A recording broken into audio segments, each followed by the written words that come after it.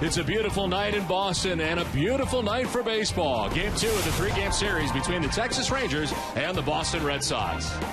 Hi again, everybody. I'm Don Orsillo, and welcome to Red Sox baseball. Well, the Red Sox exploded last night for 17 runs, had tons of runs, tons of hits, and the offense was clicking at all cylinders. Several Red Sox players had big nights. Daniel Nava had his second 3-hit game of the season, scored a season-high 4 runs out of the leadoff spot. Mike Karp equaled his season high with 3 hits and also knocked in 3 runs. Jared Saltalamacchia had his first homer from the right side of the plate last night against his former team and is now hitting .329 at home this season. And Stephen Drew, all he did was collect 3 extra base hits, including his 5th home run of the season. It was quite an attack last night as we welcome in Hall of Famer Dennis Eckersley. And Eck, right now, Daniel Nava has been leading off for the Red Sox. He had a chance to play, and he's making good. Talk about an incredible story. We all know about it, where he came from. And this year, he's gone beyond expectations. Here's a guy who hit .243 coming in this year, lifetime, only played 88 games. Well, you see what he's done this year. Incredible. Done everything they want him to do. Play right field, play left field. Good defense. His on base, you see his OPS is .905. He's got 38 RBIs. You hate to project at this point in the season because you know somebody can get hurt. But if you project his numbers out, he's going to hit over 20 home runs and drive in 100 runs. That's an incredible season for him. And once again, the beat goes on with Daniel Nava. The story goes on. We'll find out. Well, tonight the Red Sox hope to do what they did last night. It was a special night here at Fenway Park and a milestone for Jackie Bradley Jr. against his first Major League home run. The Red Sox and Rangers from Fenway. We're back with more right after this.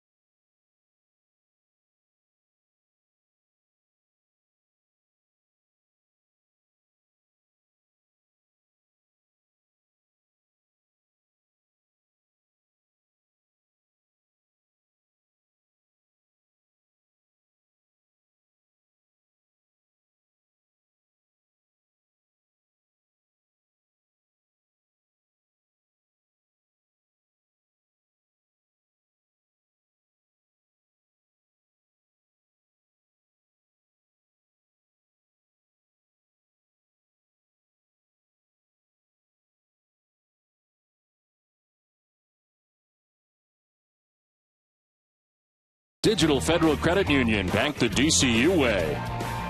New England Kia dealers. Toyota's official site for deals via Toyota.com. And by Southwest Airlines. Well, beautiful night tonight in Boston as the Red Sox welcome the Texas Rangers for Game 2 of this 3-game series. Big win here last night for the Red Sox, and the Red Sox and Rangers ready to go here tonight, and blue skies above Fenway Park. Very comfortable conditions here tonight as the lights are already on, and it'll be John Lackey on the hill tonight for Boston, matched up against Alexia Gondo as the Red Sox get ready to take the field here tonight. And that it has been a pretty good year for John Lackey, trying to bounce back this season in a Red Sox uniform. You know, it really has. And he's pitched really well at home. Not that he hasn't pitched all that bad on the road, but, you know, you see his record, 3-5, doesn't look that good, but the ERA is right there. And we've been watching close. Everybody has. The velocity's been there, location with his fastball, and he's got a good curveball. He's always had a good curveball. He'll throw it any time. And I just think it's a good feeling about John Lackey. You know, once again, you don't want to project with anybody. Guy had been hurt like that. But if he continues to pitch like that, this rotation, like we talked about, is as good as anybody in the American League East. Let's send it down to Jenny Dell. Well, Don, to celebrate the end of the school year coming, June is Calling All Kids Month presented by Hood here at Fenway Park. And as you can see on this June edition of Red Sox Magazine, it is Ryan Dempster and his little son, Brady. And for all the kids out there, if you finish off this year with an A and B's on your report card, all A's and B's, you can come and bring your report card to Fenway Park and you are granted free admission with a paying adult. Pretty exciting stuff here. And as we'll see in our pregame ceremony coming up, kids will be joining all Red Sox players on the field for this pregame ceremony before each home game this month. All right, Jay, thanks very much. Well, tonight it is the Savin Hill Little League who will be joining Red Sox players on the field for our national anthem. Savin Hill Little League.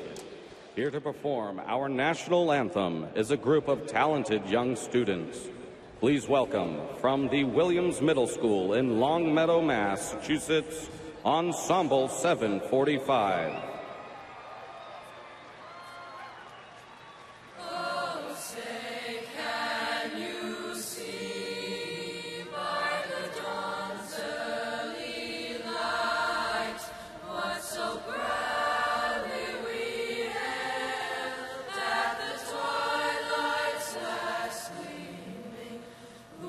Stripes and bright stars through the perilous fight, o'er the ramparts we watched, were so gallantly streaming, and the rocket's red glare, the bombs bursting in air, gave proof through the night that our flag was still there.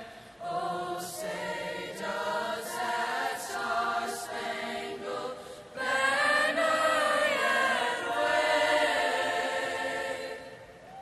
for the land of the free and the home of the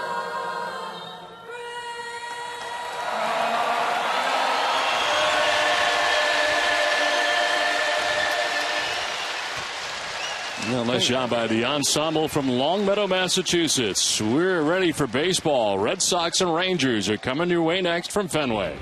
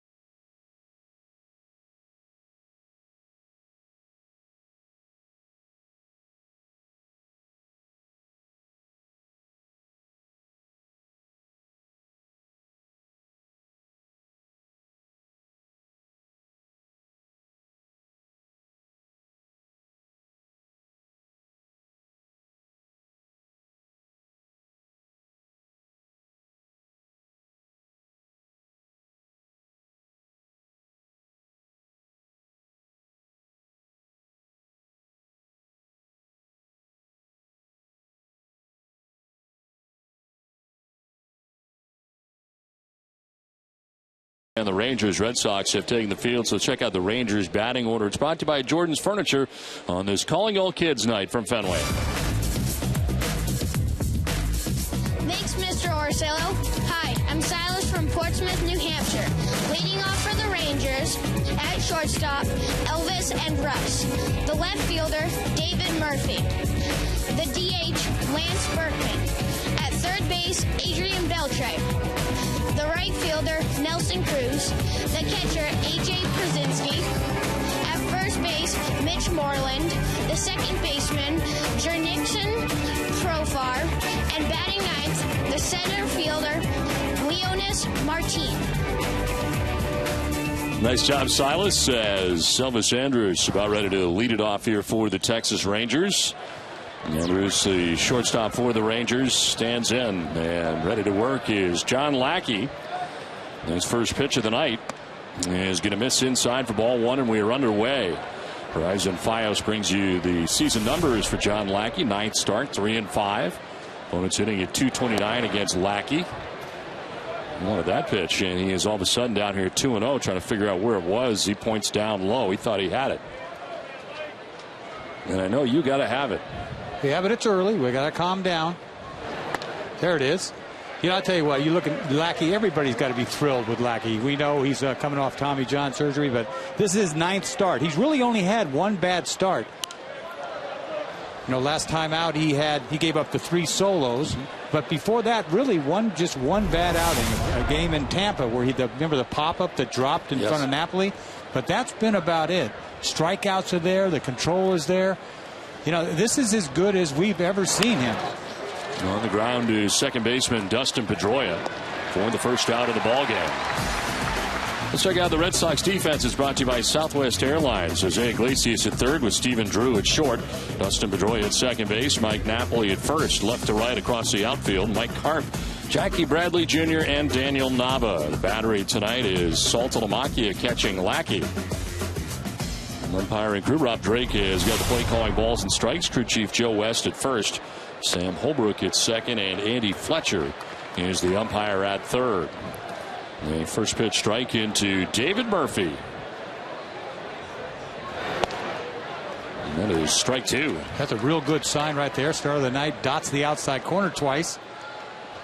He's got 93 on the fastball so far in this game.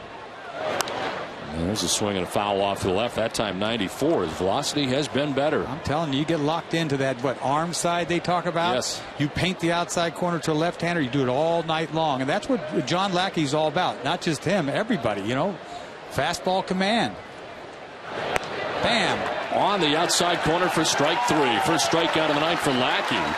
As Murphy says some things to Rob Drake on the way by. 2 down. That's what happens. You dot the outside corner enough, they're going to give you the outside corner. This ball's a little hair outside, but you've got to swing at that. He painted 4 times.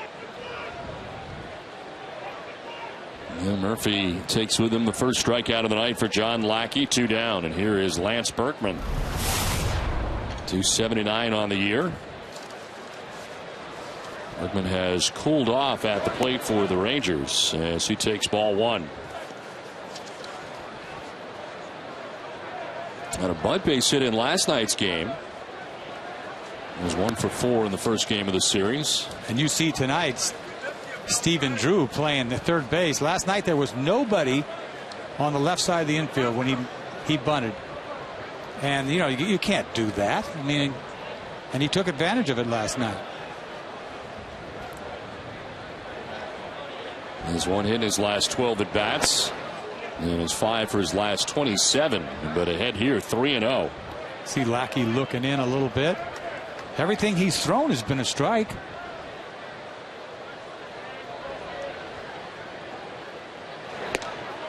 That's a strike right down the pike, and it is now 3-1. You know, you don't want to get carried away with Lackey, but he just seems so smooth, doesn't he? Yes. Nice and clean, his delivery. That's a strike, as Berkman was headed towards first base, but he gets that outside corner again. That's beautiful.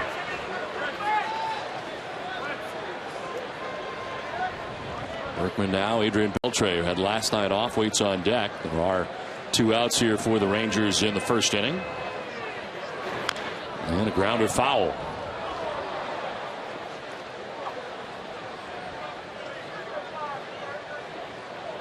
It's nice when you don't have to feature anything other than fastball. You saw maybe a cutter right there.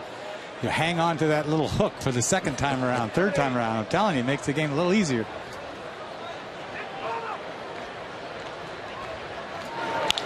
On the ground, a shift on. It is Iglesias on the right side of the infield who throws out Berkman. Lackey has a 1-2-3 first. The Red Sox are coming up.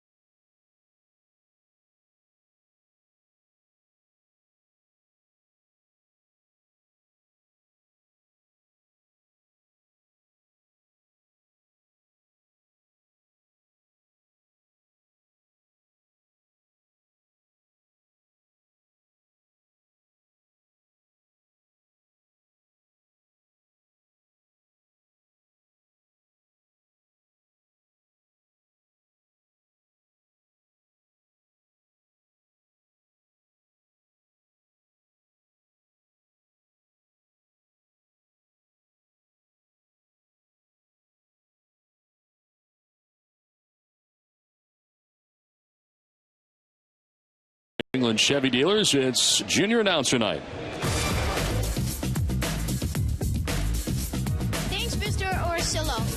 Hi, I'm Christian from Dartmouth, Massachusetts, leading off for the Red Sox. The right fielder, Daniel Nava. In left field, Mike Carp.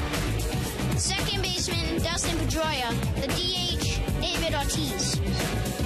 At first base, Mike Napoli. The catcher, Jared Sotomayor.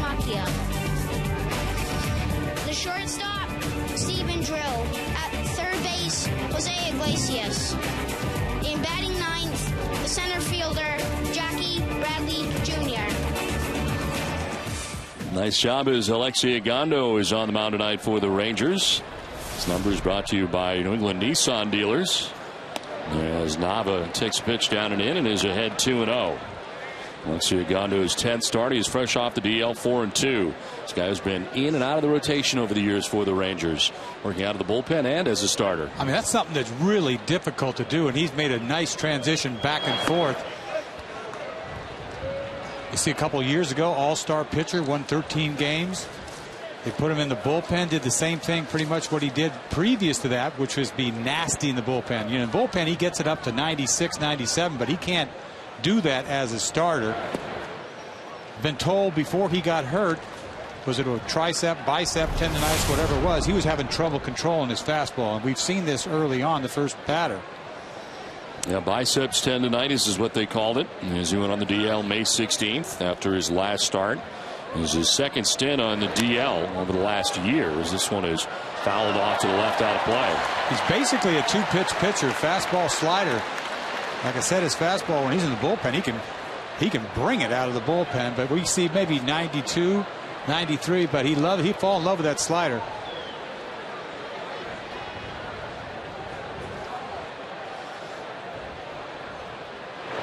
The 3-2 pitch is a one-hopper that explodes on Andrews, but he gets it and fires it to first for the out. The retired Daniel Nava. Let's take a look at this Rangers defense. Third to first, old friend Adrian Beltre and his 4 Gold Gloves at third base. Elvis Andrews at shortstop. Erickson Profire at second base. Mitch Moreland at first. Left to right across the outfield. Former first-round draft choice for the Red Sox, David Murphy in left. Leonis Martin in center and Nelson Cruz in right. AJ Pierzynski doing the catching tonight for Alexei Agondo. Fielding percentage, the Rangers are 7th in the American League as Mike Karp takes strike one. See 95 right there. He's letting it go pretty good in the first inning here. As a starter in 39 career starts, he is 17-10. A 3.40 earned run average.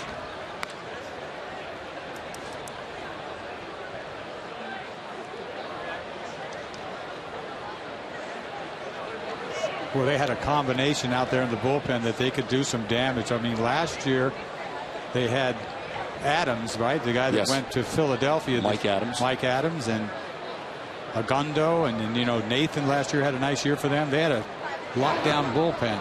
Karp with a swing and a miss, got away from Pierzynski briefly, so he's got to fire down to first to complete the strikeout. 2 down in the inning as we check back in with Jenny Dell. Well, Don, let's talk some numbers from last night. 19 was a season high in hits, 17 a season high in runs, 13 extra base hits last night. So with that, we're going to take a look at our Geico quote of the day, and it comes from Ryan Dempster, and he reflects on the offense performance of the team. He said, "I like my chances when we get 17 runs. It was just fun to watch the guys swing the bat as well as they did. When you have breathing room like that, it's nice because you fill up the zone a little bit more quick and try and get some quick outs." Don? Well, that has got to be a little more comfortable when you have that kind of run support, something that he has not had a lot of this season. No, he goes from a game with Cliff Lee to a 2-1 game to a 17-run game. That's a beautiful thing. You need a W bad. This one is popped up foul back and out of play. You gladly give up a couple of home runs just to get a W. You saw last night the third baseman took him deep around the pesky pole. Wasn't that? You don't see that very often. No. And the ball was flying last night. I think Moreland got him later on in the game. Was it Moreland? No, or Cruz got him. Moreland got Mortensen. Whatever. There were so many runs scored last night. I don't know who hit who. Right? But especially to the right, it was flying last night. Yes, it was. Well, Pedroia checks in, hitting at .330 on the year, 3 homers and 30 runs batted in. And he'll swing and send one to right field, sending Nelson Cruz back. Still going. He'll get there to make the catch that ends the inning. Both starters have 1, 2, 3 firsts. We're headed to the second. No score.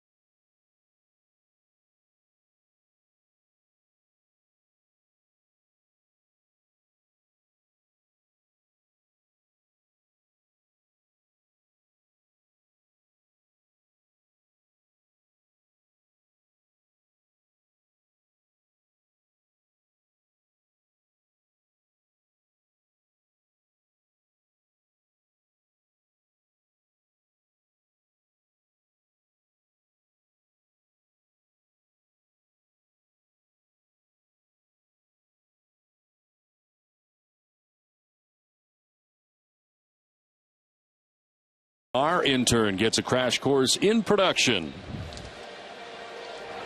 And we're scoreless as we head to the second inning back at Fenway Park. We welcome those of you who are looking for NESN's pregame coverage of tonight's Bruins-Penguins game at TD Garden.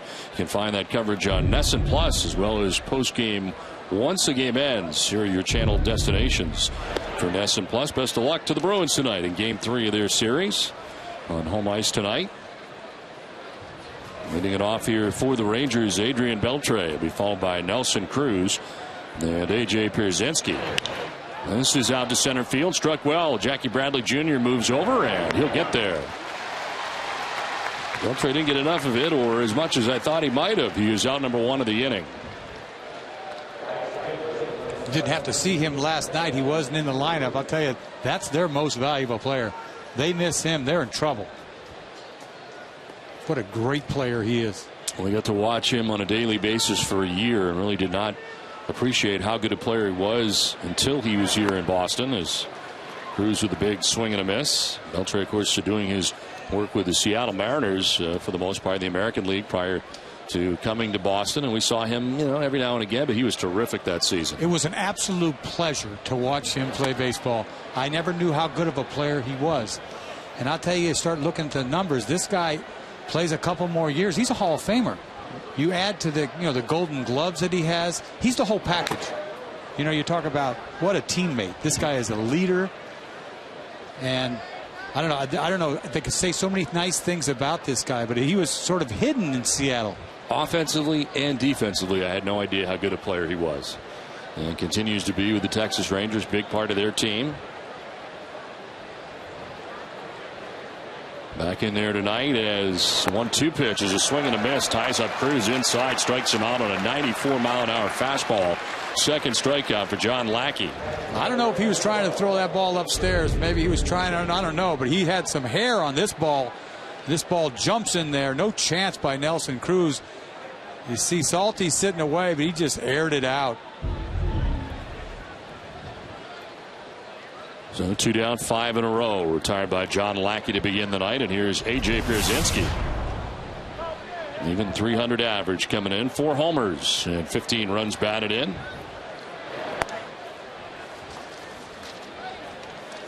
Sixth batter of the game. All you've seen is fastball and a couple occasional cutters.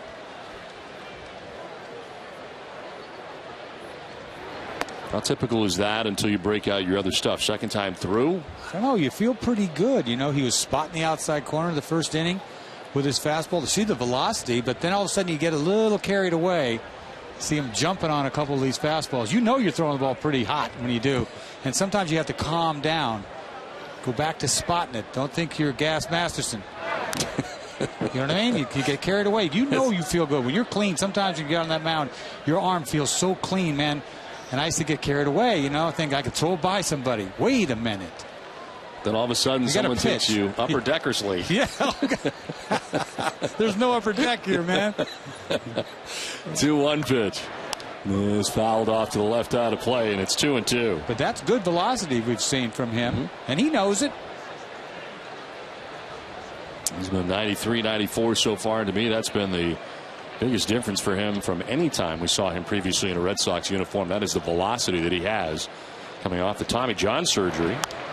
This one is fouled off. Protective swing by Pierzynski. Little backdoor cutter right there.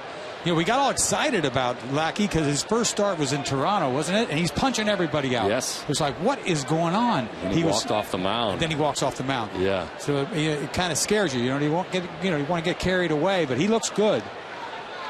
Fortunately, it was just a biceps injury at the time. And there's a ground ball right side. Napoli to the backhand. Lackey will cover for the out that ends the inning. Inning and a half done from the Fens. Big Papi will be leading off when we come back.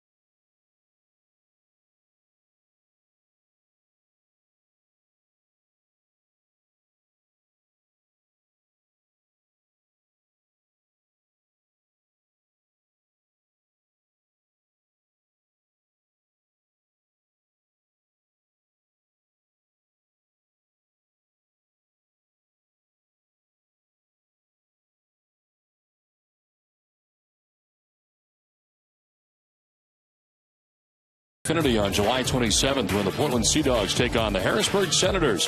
This family-friendly event also features Dog Day at Fenway and a performance by Kids Bop Kids, Billboard's #1 kids artist of the year. Tickets start at $5 and can be purchased at redsox.com/futures or by calling 877-RED SOX 9. Now Gate B here at Fenway Park off Ipswich Suite and Van Ness Street.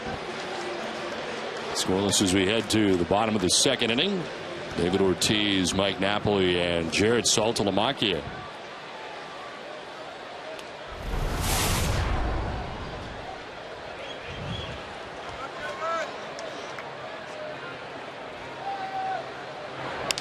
Ortiz taking a hack at the first pitch, sends one foul off to the left out of play. Boy, we've seen a lot of fastballs early on today from both pitchers. You know Agundo can get it up there. Here's a kid that they pulled out of the Oakland A's organization, couldn't hit, was an infielder, right? Yes. Comes over here, they find this diamond, and you think about it, guy throws this hard. He's got a lot of bullets left. Ortiz jolts this to center field. Martin is there, and he'll make the catch in front of the warning track for the first out of the second inning. 4 in a row retired by Agundo. And we'll bring up Mike Napoli, of course, former Texas Ranger. Napoli at .272 with 9 homers and 46 runs batted in. You know, when the Red Sox got Mike Napoli, you figured he was going to be in the catching mix here with the Red Sox just because he did so much catching for the Rangers and Angels in his career, and it has not been a consideration to the point where John Farrell has talked about if the Red Sox need an emergency catcher, most likely it would be Gomes before Napoli. So, well, I tell you the truth, I wouldn't put him back there. I mean, nobody thinks anything of it. You can't get down in your haunches like that for 9 innings. I mean, you don't want something to blow out. Obviously, his hip is the problem. Has not had a flare-up of any kind since finding. Yeah, so don't mess with it. And he's played a nice first base defensively for the most part. His numbers in 221 games as a member of the Rangers. He'll take strike 2.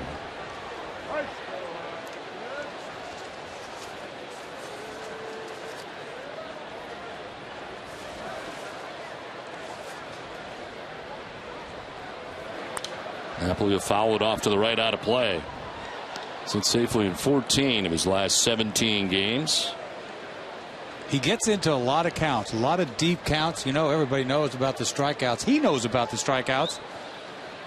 But he makes the most out of every at bat. He airs it out. He's got power all the way around. You saw the grand slam in Yankee Stadium.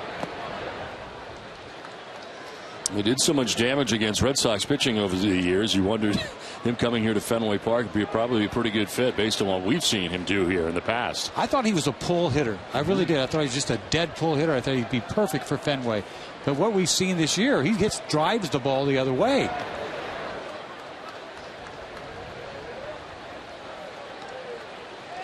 Once again, he gets the count full. Tonight marks his 50th career game here at Fenway Park. 11 home runs, 38 RBIs in those 49 now plus games. Saltalamacchia waiting on deck. And there's ball 4. Napoli draws a walk. First base runner for either side. Well, it's time now for Coors Light, who brings us tonight's cold hard facts. The Red Sox in their 13 extra base hits last night were the most by a team since July 29th of 1990. They're also the most extra base hits for the Red Sox here at Fenway Park, since 1950. It was an incredible night here last night at Fenway. This is a doubles ballpark, as everyone knows. The Red Sox normally lead the world in doubles every year.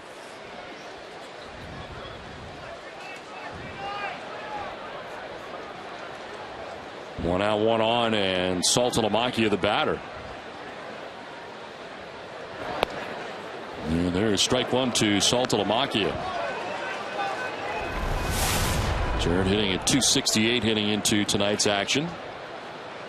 Sits safely in his last 4 straight games.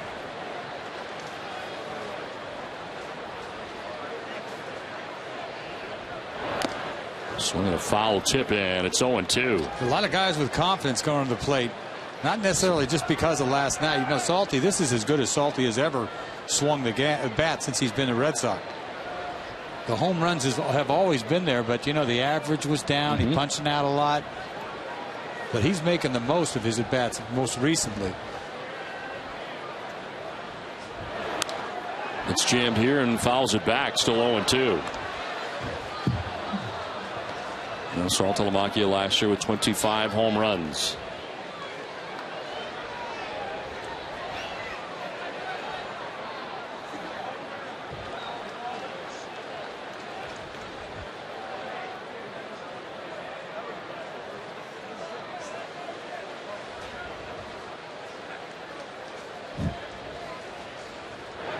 No 2 is on the ground. Profar will scoop in, go to second for 1, on to first for 2. Saltalamacchia grounds into the 4-6-3 double play. John Lackey will be coming out for the third.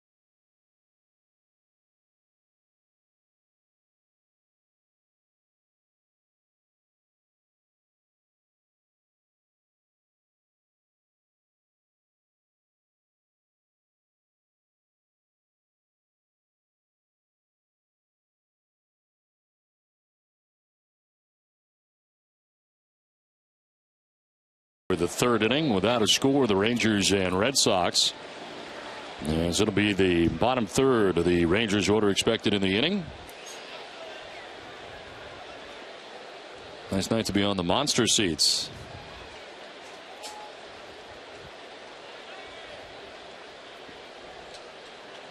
Mitch Moreland leading it off, then Yerkson, Profar, and Leonis Martin expected in the inning. There's strike 1 to Mitch Moreland.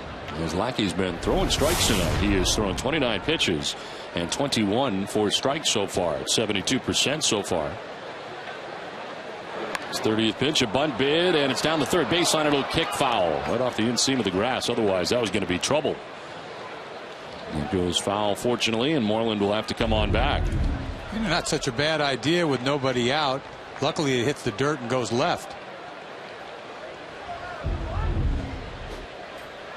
There's Moreland with 12 home runs, and he's bunting. And Moreland's been their everyday first baseman for the Rangers. 12 homers, 29 runs batted in.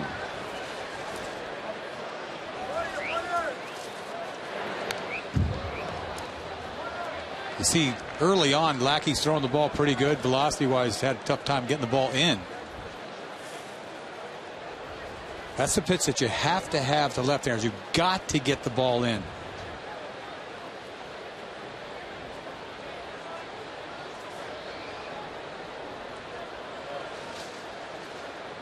He wants that fastball in again.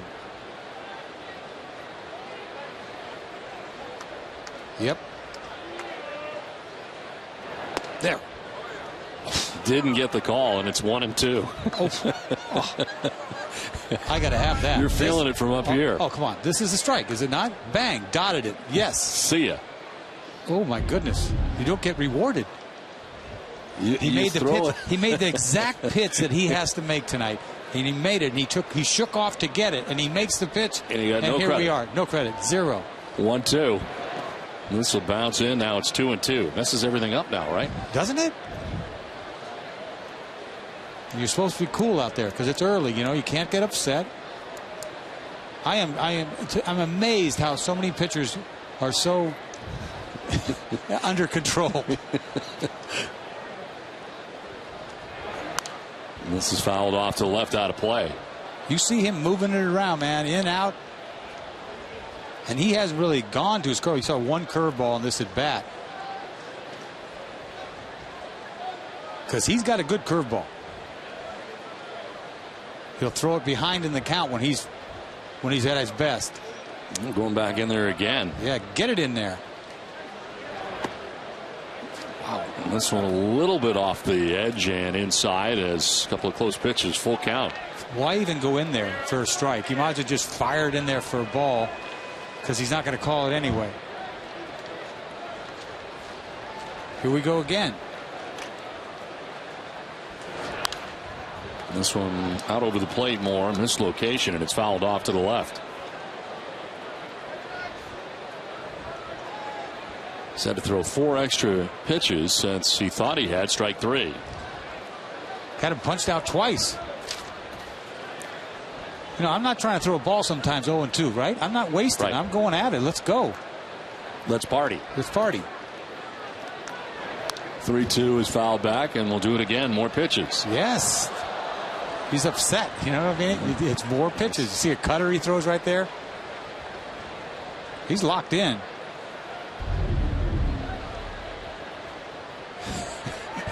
I know what he feels like. I'm telling you.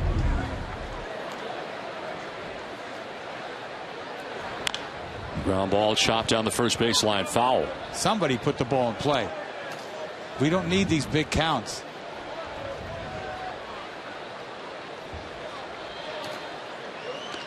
Pitch 4, they call the ball. He's now up to his 11th pitch in this sequence.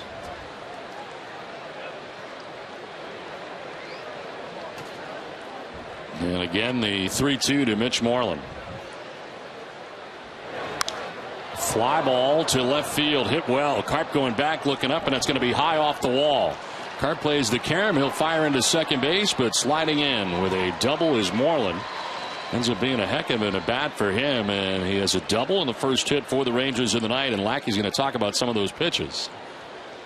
Yeah, I guess you got to give Moreland credit. I mean, he did what he had to do. I mean, umpire didn't call him out, works the count to 3-2, and he has to center this ball because the corners don't get you anything, and Moreland has got some pop the other way, especially here in Fenway. This ball's off the wall easily for a double. You see it takes too long for Carp to get it into second, but you see Lackey go straight into the umpire. I don't know what he said, but I couldn't help myself either. I just got to say, you know, I've got to have one of those. Cost him 10 pitches and a double off the wall. I don't blame him. You know, there's begging and there's begging, but yeah, I'll tell you what, I got to have it. Erickson Profar, the batter, and he takes strike 1. Does it help or hurt to talk to an umpire like that? Do you think he is? Well, you got to let him know. Right. Guess what? I'm not real happy about that. But in other words, you know, you missed it. And if it, you know, if he never said anything, you'd think that you didn't think it was a strike. I want to make sure he knows that I thought it was a strike. Unless my catcher didn't say something. And this is down the first base line. Napoli's got it. He'll take it to the bag for the out as Moreland moves along to third base. First out of the inning. Well, more times than not, you get a good result from the umpire after talking to him, at least about where you thought that was a strike, or does it go the other way for you?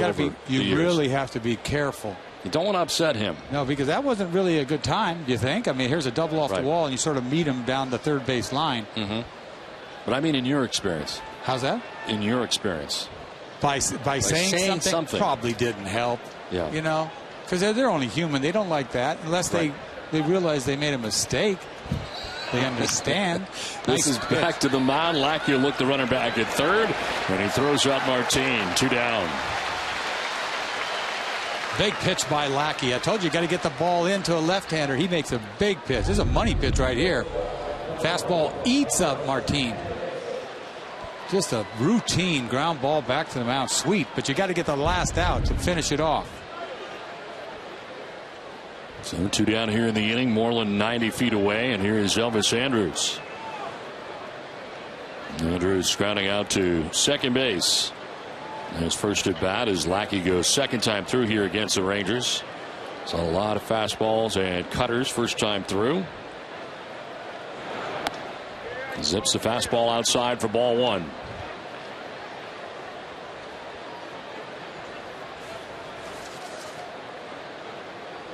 Andrus with just 1 hit in his last 17 at bats. Seen that average drop down to 257, the lowest it has been since May the 11th. Swing and a miss, and it's a ball and a strike. You know, you face so many left-handed hitters, you find that zone outside corner to a left-hander. Right-hander gets up there. Now you've got to finish that fastball to get it on the outside corner.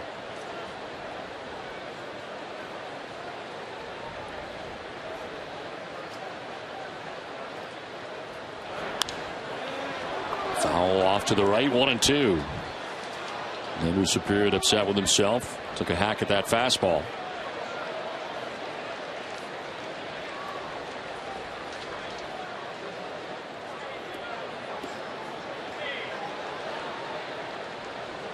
Got away with that fastball up, swung at a ball. Now he could finish him off.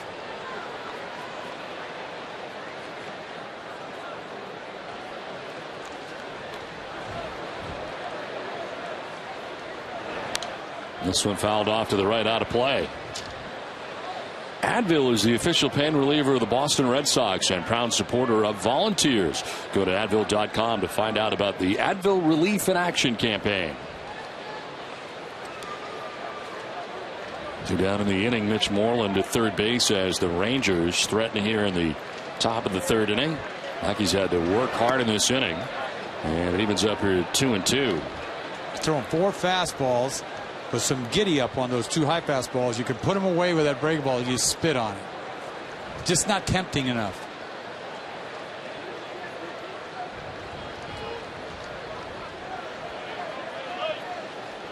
Yes. Yep. Paint him right here. It's a fly ball to shallow right. Pedroia is going out. Nava's coming in. Nava calls off Pedroia and makes the catch. The Rangers threaten but do not score. 2.5 done. No score from Fenway.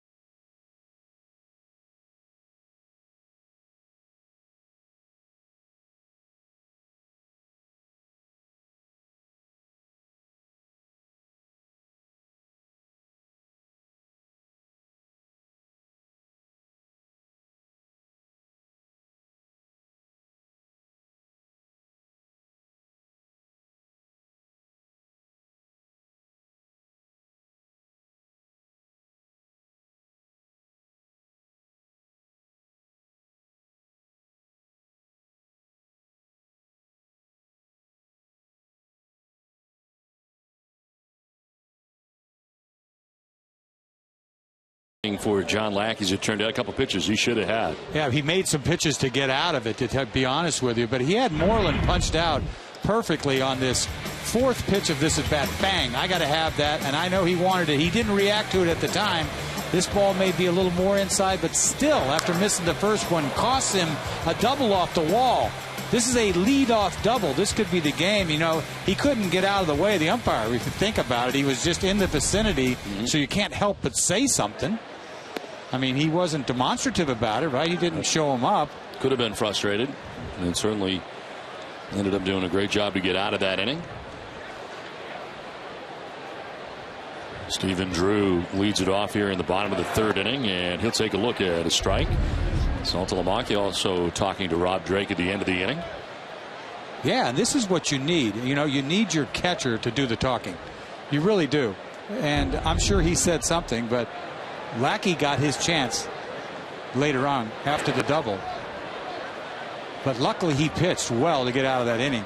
Made a big pitch to Martin back to the mound. But Salt, you got to take care of me, brother. You got to tell him we need to have this. And he knows it.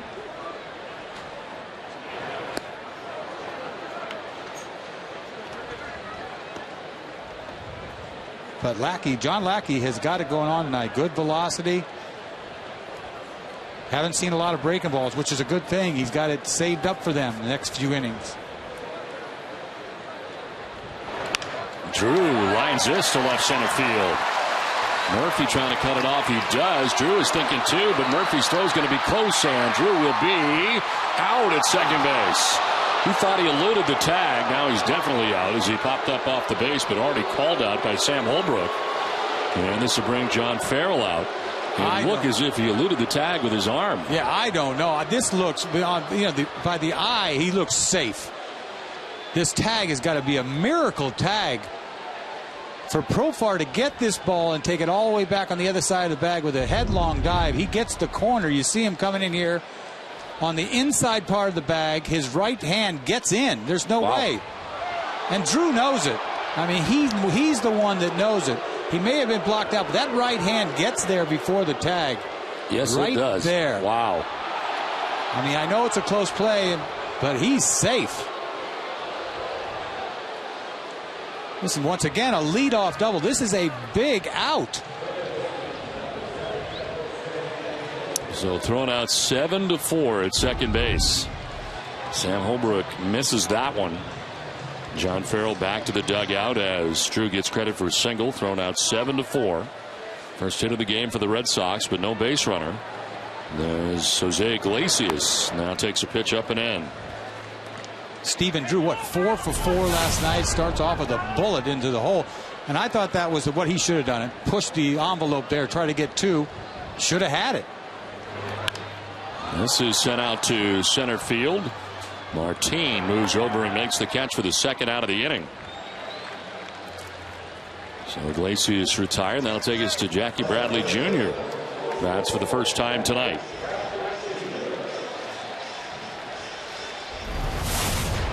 .167 average so far in the big leagues. Last night got his first home run. Hit that off last night's starter Justin Grimm.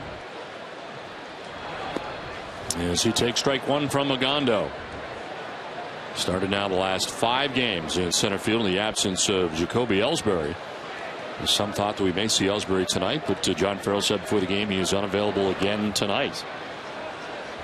Sort of wonder where we are in this whole process, whether or not it means a DL or not. But first, the Red Sox thought it would be just a day-to-day thing, but it has now been 5 straight games that he has not played in. Yeah, surprising. Every time you come to the ballpark, you're saying, is Ellsbury in the lineup, right? That's the first thing you go. And then he was not. They're just trying to be safe, but this is getting a little prolonged. And he was talking before in the press conference about him having to be 80% to go forward. That means he's not 80%? Right. 1-2 pitches to left. Murphy will get it, and that'll end the inning. The liner to left wraps up the third. We head for the fourth. No score from Fenway.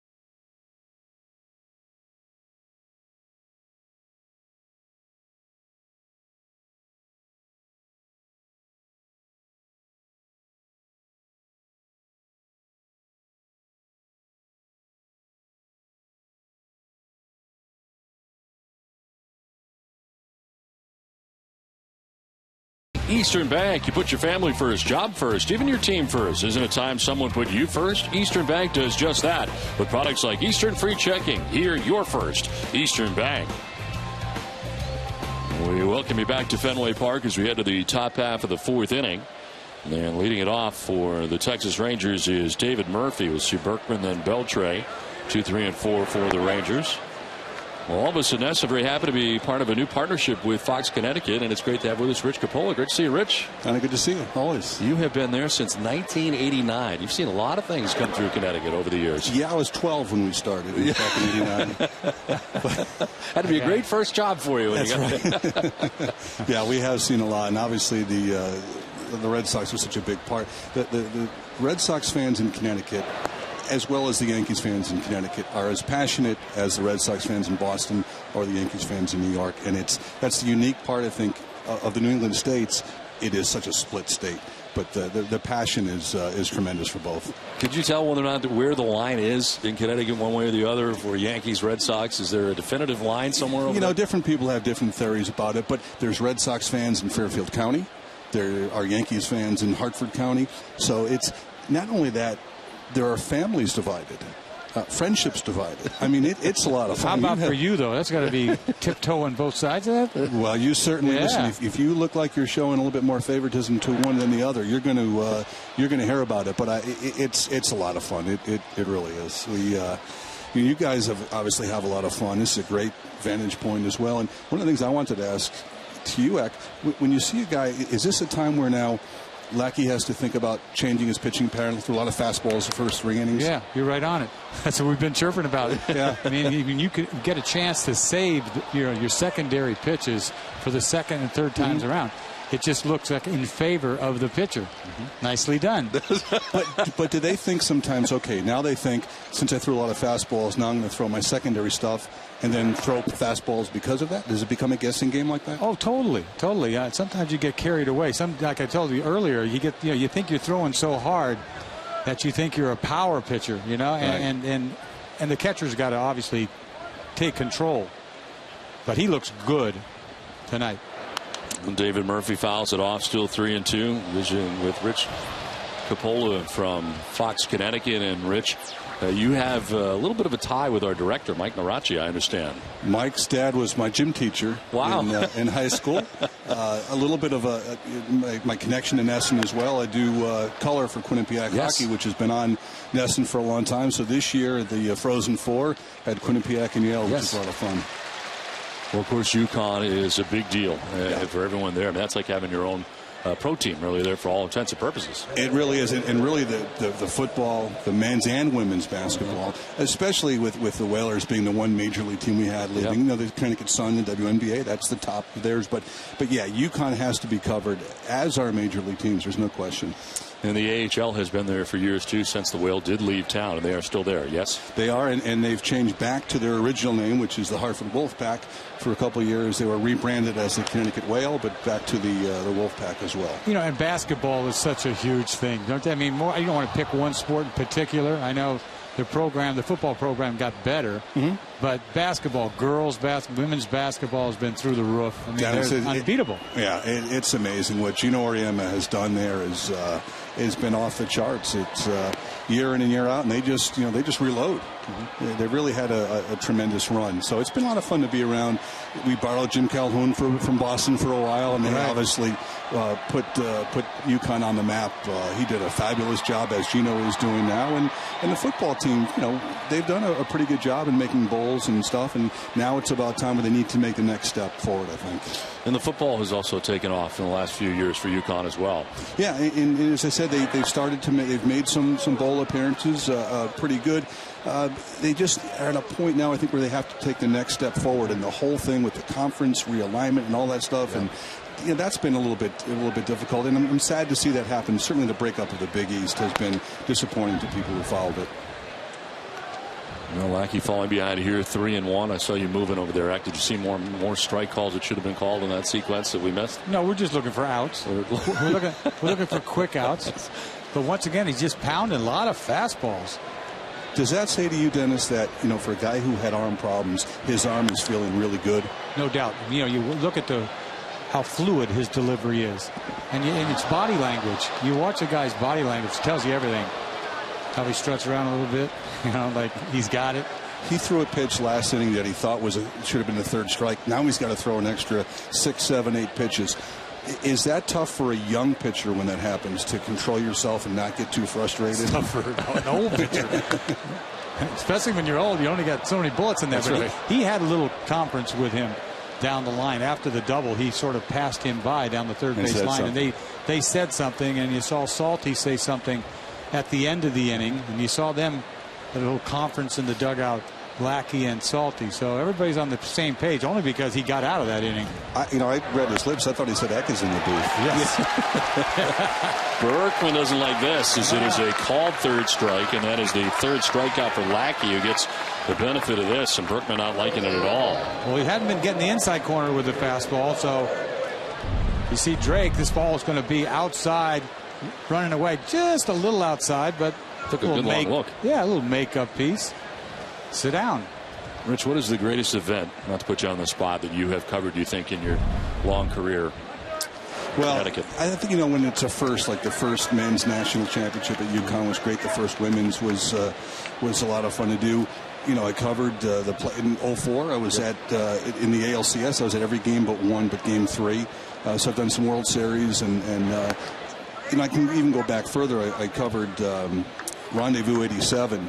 In 1987, the NHL played 2 All-Star games against the Russians in Quebec City, and that was a lot of fun. I've done a couple of baseball All-Star games. Baseball and hockey, I think anyone who's watched certainly can figure out are my 2 passions. But baseball was my first love, and I remember this guy. I tell a story. I've told Louis Tiant, my first ever game, I saw Tiant pitching for Cleveland, 1965. Oh.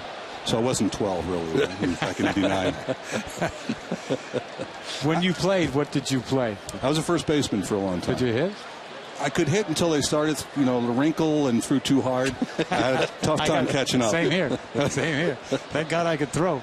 As a hitter, I became a good first baseman. Beltre gets into this and sends it a long way to center field. Jackie Bradley Jr. will turn and watch it leave. Adrian Beltre to dead center field, gets his 12th home run of the year, and gets the Rangers on the board 1-0. Well, how good is he? We just got done talking about him. Talk about Lackey throwing a bunch of fastballs all night long. Well, that was a slider. You can see the spin on that ball up. He didn't do a lot, did he? He almost back-legged, and we've seen that so much in the past with Beltre. Dead center field. That ball's gone as soon as you hear the sound. The hanger, that's what happens to hangers. Yeah. What amazes me with him sometimes is that he goes down to one knee and still hits the ball 400 feet. And it's usually on a breaking ball. It's like he's adjusting halfway through the pitch coming to the plate. But we talked before, without Beltre, this team, that's their MVP. And this guy is the class of the league at third base. And you got Cabrera's over there, Longoria. This is driven by Nelson Cruz towards the triangle in right center field, and this is going to get down. Back by the 420 marker, Cruz is headed to second base. And he's got himself a double, a couple of very hard hit balls here after there were 2 outs in the 4th inning off John Lackey. Get a little slider, there's a slider up to Beltre, and then a fastball to Nelson Cruz. Second time around, they can judge the velocity, and this guy could go yard, any part of the yard. The power that Nelson Cruz has. Luckily, he hits it in the corner over there, because that ball's gone if he just slices it at all. So 2 down in the inning. Cruz at second base, and this will bring up A.J. Pierzynski, as the Rangers have taken a 1-0 lead here in the top half of the 4th inning. Covered AJ in New Britain. Played for the New Britain Red Sox a number of years ago. David Ortiz, obviously. Yes, as they were the Red Sox affiliate for a long time, too, in New Britain before they became the Twins affiliate. A lot of the Twins coming through there over the years. Oh, there have been a ton through the years. But and then David, when he come back, rehab assignment, we would talk to. What a great guy. What a class act. I mean, there's some guys in sports that get it, and some I think who don't get it. And I think he's someone who has always gotten it. I mean, he's obviously so beloved here, but it's just everything about him, and you can see how people are attracted to him because not only is he a great player, but he just does a lot of the right things, and he really gets it. He's been certainly huge in the community here in all of his years. Pitch in there for strike 2. When they talk about changing the chemistry of the clubhouse, Dennis, is that overplayed, or do you think that's really important? Well, when it gets as bad as it was for the Red Sox, it's not overplayed because it was a mess. 0-2 pitch is up and in. As that'll leave it up now at 2-2. But you can feel it around this ball club, the difference. Not because it was so bad, but because it's so good. There's some good guys that they've got in this clubhouse. Yeah, Craig Breslow had a chance to spend a few minutes before the game, and that's one of the things he talked about. It's just guys are having fun, love coming into the clubhouse, and that's how it should be, right? Yes. Rich Capola, we look forward to our partnership, and we thank you very much for coming up. Thanks, buddy. Thanks, Dennis. You too.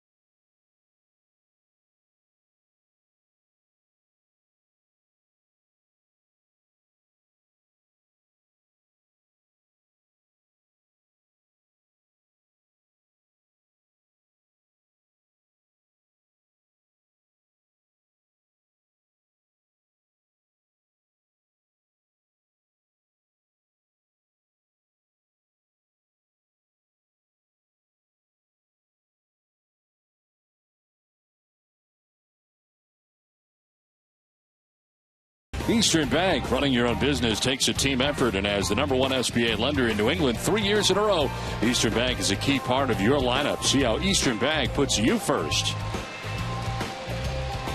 A beautiful night tonight in Boston as we head into the bottom of the 4th inning. Adrian Beltre with a home run here, the difference in the game. His 100th career game at Fenway Park, and a home run here for him to put the Rangers on top 1-0. As the top of the order for the Red Sox to bat here in the bottom of the 4th inning. Daniel Nava, Mike Karp, and Dustin Pedroia scheduled to bat in the inning. First pitch from Agondo is in there for strike 1. Nava grounded out to shortstop in the 1st inning.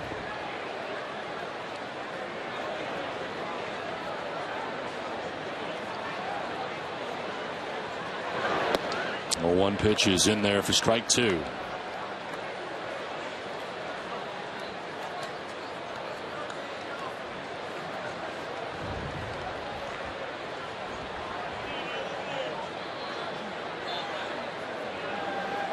(0-2) is in the dirt. 1-2. Starting to see Agondo go to his secondary pitches. You know, he threw a changeup in this count, and you saw the slider right there.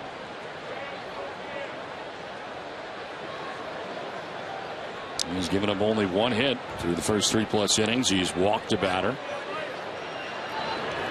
And bounce that. 2-2. You get to a point where you have been long enough into this game that you don't go to a pitch or two, that you lose a little bit of that sharpness you might have had in the pen. Well, not only that, this guy hasn't pitched. He's been in the DL, and you haven't really got a feel for that breaking ball. Normally, you know, your fastball, you should know where that's going. He's trying to throw this slider to put him away. And he'll strike him out, as that is the second strikeout for Agondo. As we check back in with Jenny Dell. Well, Don, not the best start tonight, but coming into tonight, Daniel Nava was averaging .615 in the first 3 games in the month of June. And on this season, he leads all AL outfielders in RBI per at that, averaging 1 RBI every 4.63 at-bats. So for our AT&T Twitter question of the night, we want to ask the fans at home, your thoughts on the season Daniel Nava is having, and are you surprised? Send us your tweets at the hashtag Nava Delivers, and we'll reveal the best ones later in the game. All right, Jenny, thanks very much. Nava so far 0 for 2 in tonight's game, as there's one out here in the 4th inning, and Mike Karp is the batter. And Karp will take the strikes, even the count at 1-1. I'll tell you what, Nava's done everything he's ever been asked to do. Talk about a surprise. No doubt. There's no doubt. I mean, he's in territory he hasn't been before. You know, he's played 88 games max. He came into this season hitting, what, 243. I mean, he's hitting 300. He's on a pace to hit 20 home runs and drive in 100. Well, he is taking advantage of an opportunity he has to play on a regular basis. This is hit well to center. Martin going back at the wall, and that ball is high off the wall. Karp will head into second. He pulls it up around second. And will stay at second base with a double. He's looking up trying to find Brian Butterfield. Did not miss this from going out by very much. Boy, we have seen the last night and tonight the ball up in the air that has been carrying. Just didn't carry enough to get down to the ballpark. You see a changeup. He leaves up out over the plate. He gets extension. He's looking at it like it's gone. And you see this ball just misses, maybe a foot from going out of here. The ball gets away from Martin. I thought that Karp could have got 3 out of it. He pulled up at second. I don't know. You got to go 3 here. I know that's safe, but I think he thought he should have went 3. I don't know if he's mad at he didn't hit a home run or he should have went 3. He stands at second base with one out here in the 4th inning, and Dustin Pedroia the batter. As Pedroia will take ball 1. Flight out to the right fielder Nelson Cruz in the 1st inning, 0 for 1. You talk about surprises. You talk about Karp. What Karp has done for this club. No one expected that. They didn't think he was going to be playing all that much.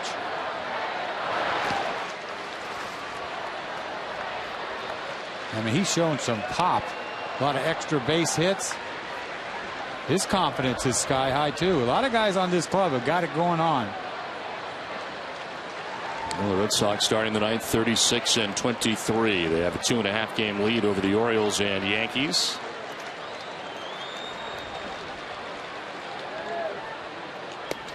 That's in there for strike 1. Well, it has been a true combined effort here for the Red Sox. Different guy every night. Totally. I mean, you name it. It's not just about Ortiz and Pedroia and the boys. No, it's about this whole club, and that's exactly how you win with everybody. Pitch up top for ball 3, 3-1. Haven't even seen Victorino, right? It's like, where is he? And they've still been winning. I mean, you're going to add a piece, which is beautiful. Jackie Bradley comes up here and does his thing. Everything is sort of just clicking. Iglesias is playing unbelievably at third base. You got Middlebrooks down there waiting in the wings too, and you wonder what that situation is about. Well, John Farrell talking about that situation today before the game, as Pedroia will pop it up down the right field line. Cruz coming from right. It's going to fall foul. And between 3 Texas Rangers, you got Moreland, Profar, and Cruz all in the neighborhood. Nobody can get there, but fortunately for the Rangers, it harmlessly lands in foul ground. Well, that looked like an out going into the air right there. You see, Cruz is not even in the picture yet. The only guy who has a play at that is Moreland, and he's just not quick enough. Tough play anyway. Well, John Farrell saying before the game today that for Will Middlebrooks, he has to perform well with the Pawtucket Red Sox at the plate, and they hope that he'll be back soon, but they want to see him hit. That's what it sounded like to me. I was just thinking, get your rehab done and he'll be back here like Victorino, but it didn't sound like that. It was a different sound because they were asked John was asked about Shane Victorino. He said 3, maybe 4 games. Right. Which was a much different answer. Down to first base goes Pedroia on a walk here from Ogando.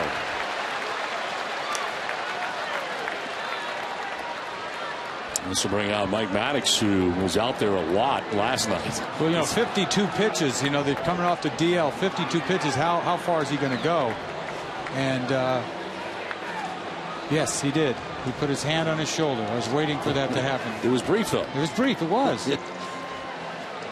Well, MLB.TV celebrates 11 years with new low yearly prices. Watch out-of-market games live on over 350 supported mobile and connected devices in HD quality with MLB.TV Premium. Visit MLB.TV today. MLB.TV, baseball everywhere. David Krejci has put the Bruins on top 1-0. Minute 14 into that contest tonight at the Garden.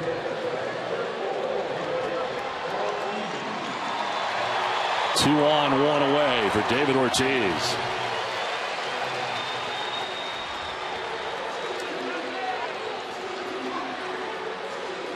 Ortiz flied out to center field in the second inning. He is 0 for 1. Red Sox trying to answer the Rangers, who get a run in the top half of the inning. And a pitch up high for ball 1. See the velocity go back up. You get in a situation, a tight situation, and you go a little more pumped up, a little more amped up.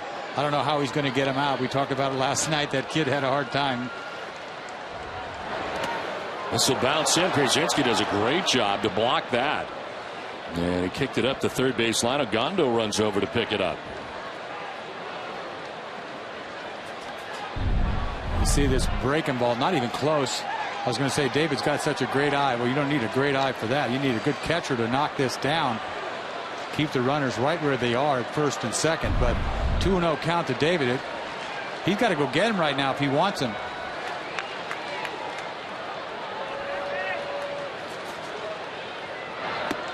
That's in there for a strike. Over the inside corner. Didn't really have to be. Earlier this year, facing the Red Sox roughly a month ago in Arlington. His high slider. It's not the prettiest thing. I guess it caught the corner. That last effort for Ogando, he went 6 innings, giving up only 1 run to the Red Sox. He threw 101 pitches in that outing in Arlington. The Red Sox have had their fair share of troubles taking on Texas in Arlington. Well, Ogando's going to have to make a pitch here. I don't think he wants to challenge him with his cheese. I just don't think.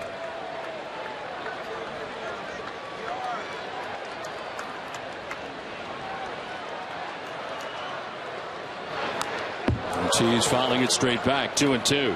Yeah, he went to the changeup. That's his third best pitch. He left that ball up right there. This is a changeup. You see the 3-finger grip. That ball's up. He's lucky he didn't drive that ball off the left field wall. He's trying to leave right there is what he's trying to do. He wasn't trying to hit the ball the other way. Napoli waiting on deck. 1 out here in the bottom of the 4th inning.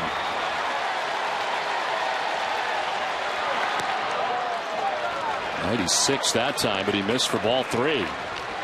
Boy, he's pumped up out there. That's his best gas. Meanwhile, what's he going to do now?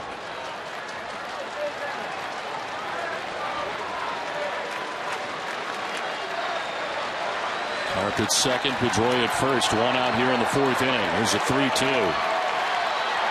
And Ortiz strikes out. He sticks with the fastball at 96. And strikes out Big Papi. 3rd K for Ogando. 2 down. Now this fastball had some movement on it. 96. This ball cuts a little bit. Ball down. It was a ball all the way, but Big Papi was geared up for some cheese. That ball cut. 96 going down. So 2 down in the inning, 2 on, and Mike Napoli is the batter. Napoli walked in the 2nd inning, 1 of 2 free passes given up by Alexi Ogando tonight.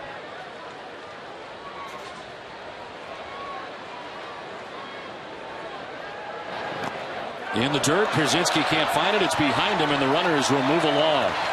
Mike Carp will take 3rd. Pedroia takes 2nd. Brzezinski had stopped the one before, but can't stop this fastball. Brzezinski, I guess you don't, think a fastball is going to be in the dirt, but he backhands this ball. Didn't get a real good look at this, whether it's a wild pitch or not. Ball is in the dirt. It's a wild pitch. Yes, it is, but he backhands it. You just don't expect a fastball to be in the dirt because he never would have backhanded. If you think it's a breaking ball, you're going to block it. But he's throwing that fastball. It's hot down there. It is a wild pitch. It gets Carp to third. Pedroia to second with 2 down.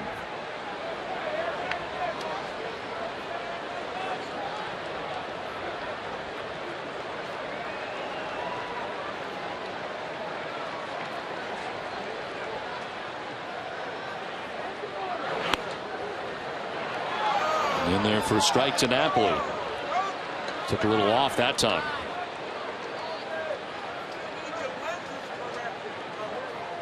He's loose. He's a lot looser than he was in the first inning.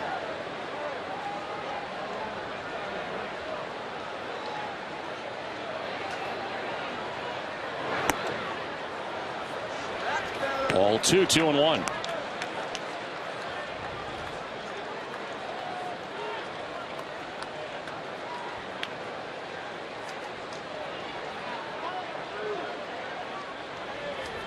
On deck, Jared Saltalamacchia batting out of the 6th spot for the Red Sox.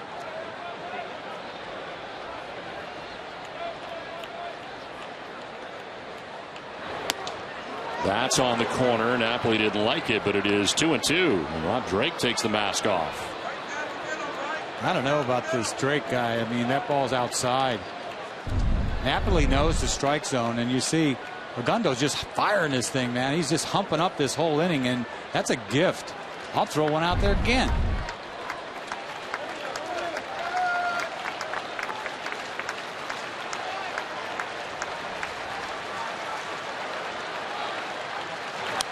Napoli fouls it off. 96 again. He's bringing it. I mean, these are stress throws. This is when, game's on the line. All of a sudden, he's humping, man. And it may be middle, but it's got some hump to it. Kilvidian, delivering innovative healthcare products across the globe, is a proud sponsor of the Red Sox Foundation.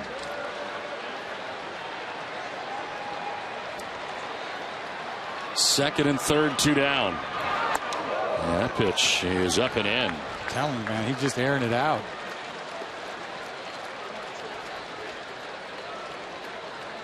And behind the mound in the midst of a meeting with himself.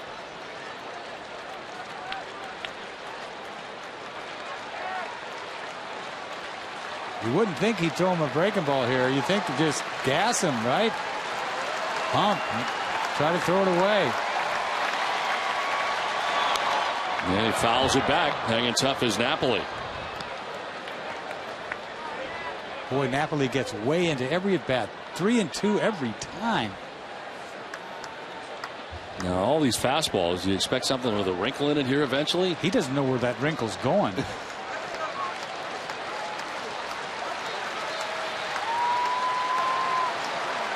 3-2 pitch. There's a wrinkle, and he strikes him out with it. Strikes out the side, leaves runners at second and third. It's 1-0 Texas.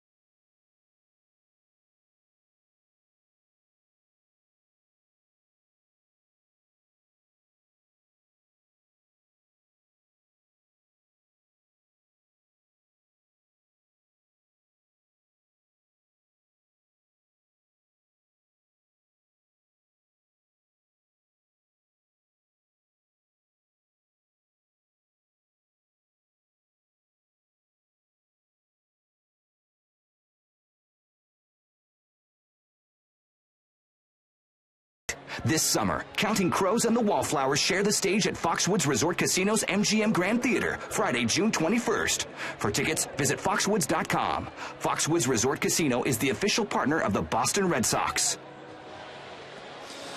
Back at Fenway Park as we head into the top half of the 5th inning. Red Sox with an opportunity to score but could not as Alexia Gondo gets out of the jam. Red Sox stranded pair in scoring position.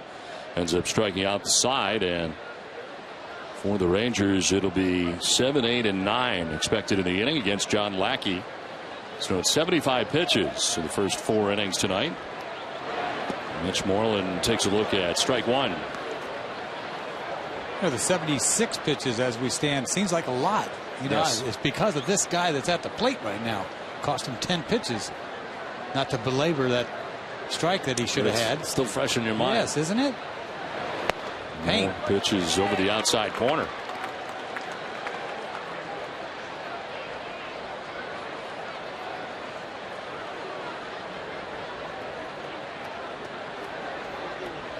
Moreland, Profar, and Martin scheduled to bat in the inning as this one's sent foul by Moreland, who's got one of the 3 hits in the game the Rangers have, and it was his double in the 3rd inning. Look at Lackey's numbers so far, 78 pitches deep into the outing. The only run, the home run by Adrian Beltre to straightaway center field. Wants to go back in there, back to back. Boom. And it's a ground ball right side. Pedroia to his right. And he throws out Moreland. Much quicker at bat this time. First out of the 5th inning. So Moreland retired, and Jurickson Profar coming up here for the Rangers. Boy, Lackey looks good tonight. He just looks good, man. Moving his fastball around.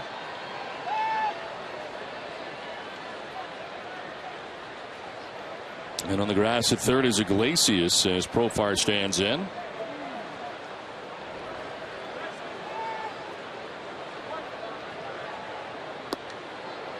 Lackey getting the corner. Profar didn't think so. Well, he had to reach back to get it. It probably was a strike, just didn't look like it.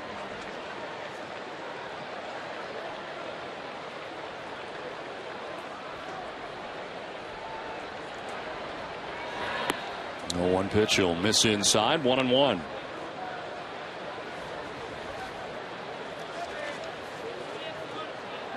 John Lackey in his career, a record of 12-15 against Texas. With a 6.14 earned run average. Of course, had plenty of chances to face the Rangers as a member of the Angels. There's a little bloop into right, and it'll land fair. Nava will pick it up, but it is a base hit for Profar. The guy that ended up having the best opportunity was Pedroia, headed out there, but Profar's got a base hit. Can't do much about this. He throws a cutter on his hands, and he just sort of fights this ball off. I was hoping that Pedroia could dive for this thing, but it's out of his reach, or he would have dove a little too far away.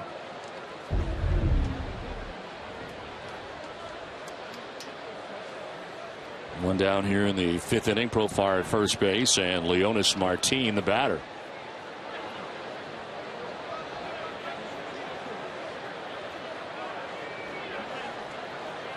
Check on Profar, who's back to the bag. You think this kid would be a superstar? He must have some wheels too, right? He's attempted two stolen bags. He's been thrown out twice.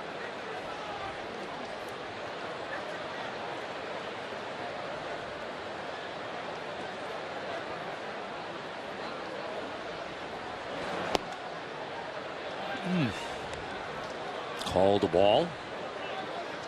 Man. A lot of borderline pitches tonight. Or just we're getting picky. No, I agree with you. Yeah.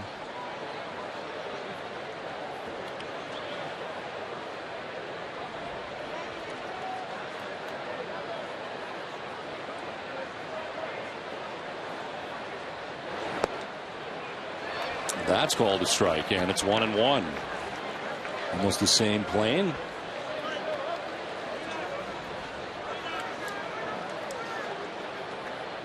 I wouldn't want to count on it. You know, you don't want to count on it because it may not be there.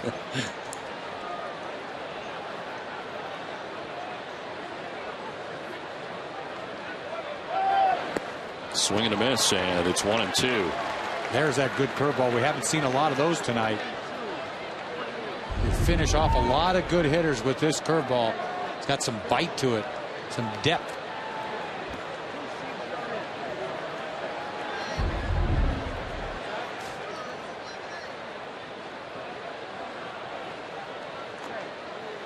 Martin grounded back to the mound in what was a big out in the 3rd inning. And it kept Mitch Moreland at third base in the inning, and at the time kept the Rangers off the board. Now he bats with a runner at first and 1 out, and gets jammed here and fouls it off to the left out of play. Well, he beat him with that fastball in. Martin's got that curveball in his brain.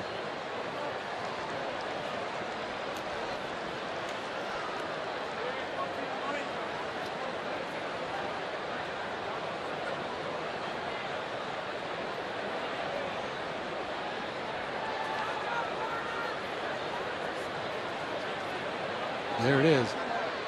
Hook him. And he did. Struck him out with it. And it's the 5th strikeout for John Lackey. 2 down here in the inning. I'll tell you what, we've seen a nice night from John Lackey tonight. 5 strikeouts. Early on, he gets Murphy with a fastball paint away. And you see a high fastball, Nelson Cruz swinging and missing. And then he's going to paint a little outside of Bergman. Meanwhile, paint. Another fastball to Brzezinski, and you see that he finished off with Martin with a hook, a nasty hook. So 2 down, Profar at first base, and Elvis Andrus is the batter. He'll drive one to right field down the line. Nava towards the warning track, goes into the slide and can't catch it, but it is a foul ball down that right field line. You wonder if you'd have had a chance at this ball if there's no wall right there. He ran out of room. The ball didn't stay up in the air long enough either, but you don't want to kill yourself trying to get to this ball, but more foul territory. He might have ran right through and made a catch. Who knows?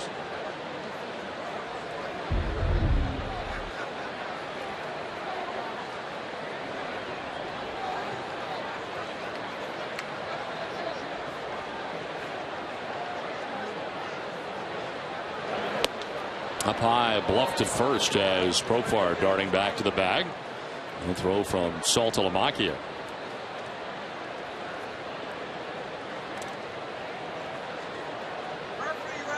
You'd think he'd attempt to steal here. I mean, it's the perfect time to go. You get thrown out, who cares? With 53 stolen bases in 4 minor league seasons. And this is through the vacated right side into right field for a base hit. Profar to second base on a single to right for Elvis Andrus, and has the 2nd hit of the inning now for the Rangers. See Andrus hitting the ball. Look at the hole between first and second. He gets another fastball. He's thrown a lot of fastballs up to Andrus. He finally hits the ball the other way. Fouling off a ton of high fastballs. Finally hits it the other way. So first and second, 2 down, and a chance here for David Murphy. Murphy 0 for 2 in the game. He struck out looking in the 1st inning. Flied out to center field in the 4th inning.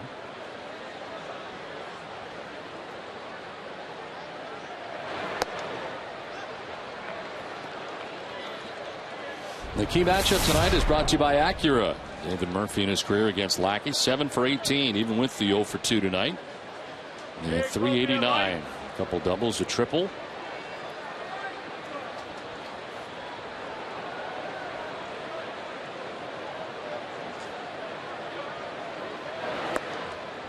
Lackey coming into this outing tonight 3 and 5. He's had a decision in every start this season.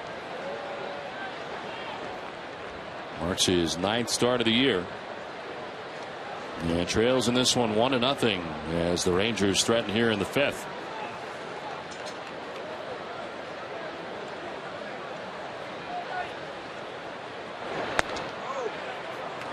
Falls behind 3-0. Being a little careful here. You got Bergman on deck. The pitch count creeping up. He's worked hard to get to this point.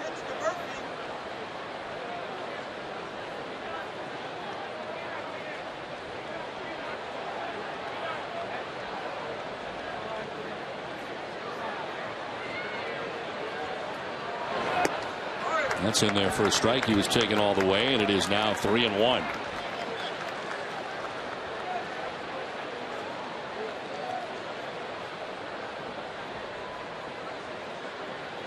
Profar at second base. Andrews at first base with 2 down here in the 5th. Big pitch right here.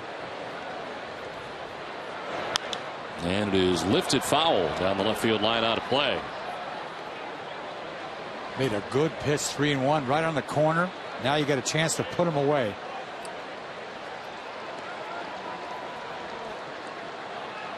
Lucky 95 pitches deep into his outing right now. Threw 98 pitches in 6 innings last time out, and most he's thrown in any game this season is 109. You're going to bury a curveball, or are you going to try to paint him with a fastball? Flip a coin.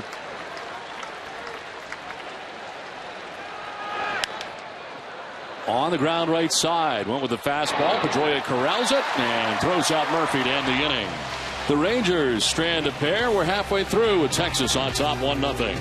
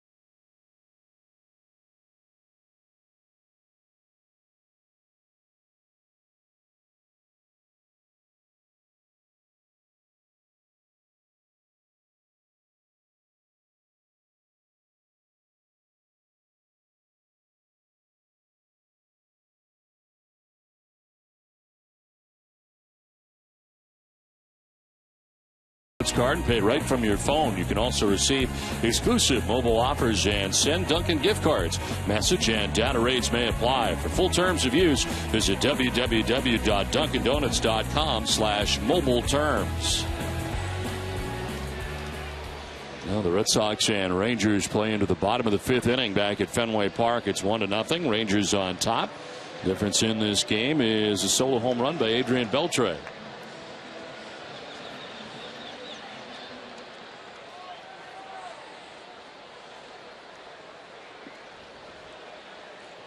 Jared Saltalamacchia leading it off. And he takes strike 1 over the inside corner. And the misfortune of bouncing into a 4-6-3 double play back in the 2nd inning.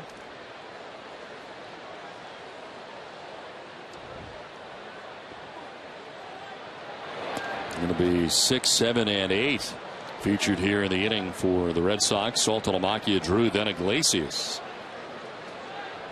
Wonder if Ogando emptied his tank coming off the DL in the last inning. He was just airing it out. This is out towards left center field. Martin moves back towards the track and onto it to make the catch for the first out of the bottom of the 5th inning. Let's check back in with Jenny Dell.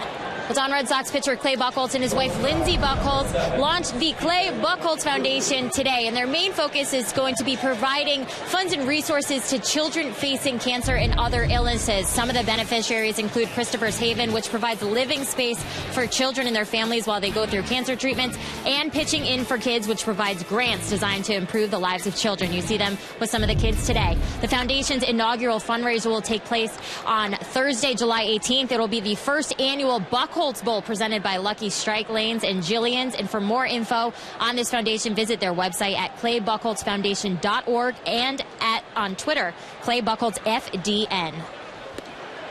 All right, Jane, thanks very much. Good luck to Clay and Lindsay. Do a great job in the community, have for a number of years. Clay has been here, and we're looking forward to doing more. One out here in the 5th inning, Stephen Drew with a count of 1-1. And a pitch in there for a strike 2. Drew hit the ball very hard in the 3rd inning, but was thrown out trying to stretch it into a double, at least according to second base umpire Sam Holbrook.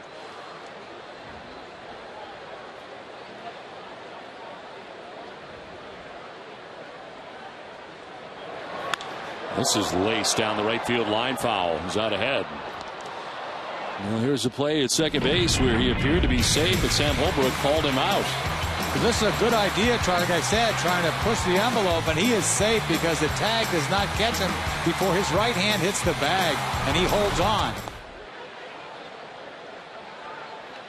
Didn't go, says Andy Fletcher, third base umpire. Such a big play, 1-0 game.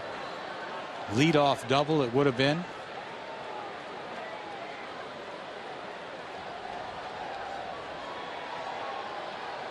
Pitch 75 for Agondo, and that is in there for strike 3. So it is the 5th strikeout for Agondo. There's 2 quick outs here in the 5th inning.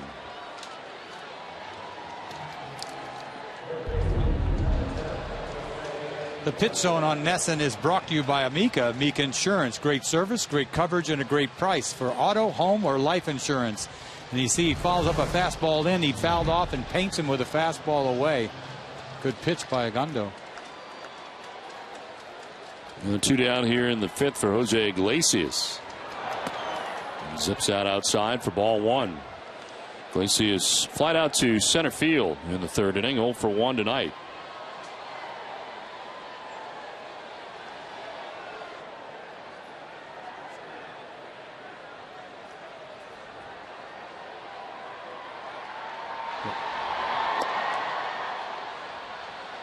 Two and 0. Red Sox have been held to 2 hits. The single by Drew in the 3rd inning, a double by Mike Karp off the top of the wall in center field. In the dirt for ball 3, 3-0.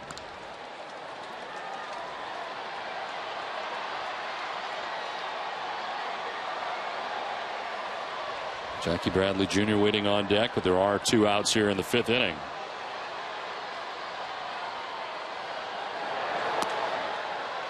Ball 4, down to first base goes Iglesias. So the 3rd walk given up by Agondo. We'll get set for every Red Sox game on Nesson with Red Sox Game Day Live presented by DCU. Nesson's pregame coverage of the Sox begins an hour before every game. DCU, Digital Federal Credit Union, banking the DCU way. 2 down here in the 5th inning. Iglesias at first base, and here's Jackie Bradley Jr. Lined out to the left fielder David Murphy in the 3rd inning. For the first, and Iglesias back to the bag. You see Agondo kind of lose focus right there. You get 2 outs, nobody on. You walk Iglesias on 4 pitches.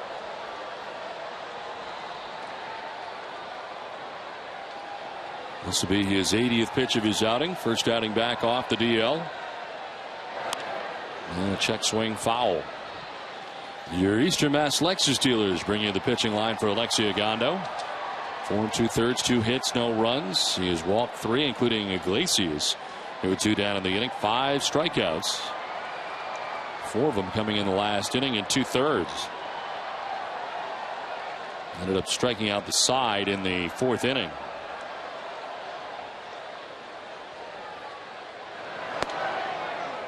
In there for strike 2.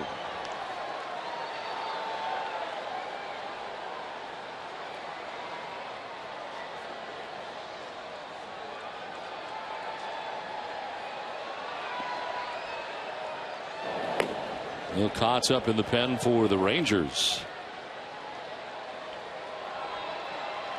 And the check as he slings it over there to first base, and Iglesias back to the bag. You're going to see the Rangers empty their bullpen tonight to try to win this game. Redondo at 81 pitches. Here, watch him close from here on out. They did option out Joe Ortiz to make room for Redondo tonight, one of the relievers we saw in last night's game. After the starter lasted just an inning and 2/3. He gave up 3 home runs. Yes, he did. One in every inning that he worked. What a way to leave, huh? Yep. Go back to the minor leagues after that.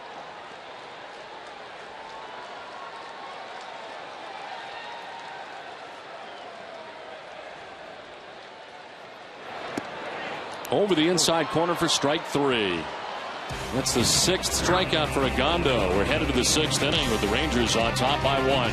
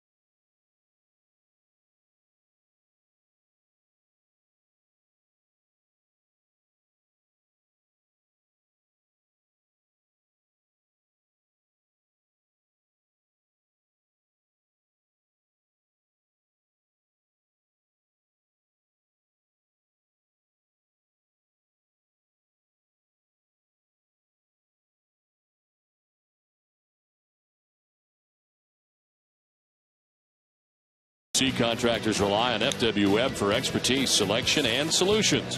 Visit fwweb.com for more about the proud sponsor of the Boston Red Sox.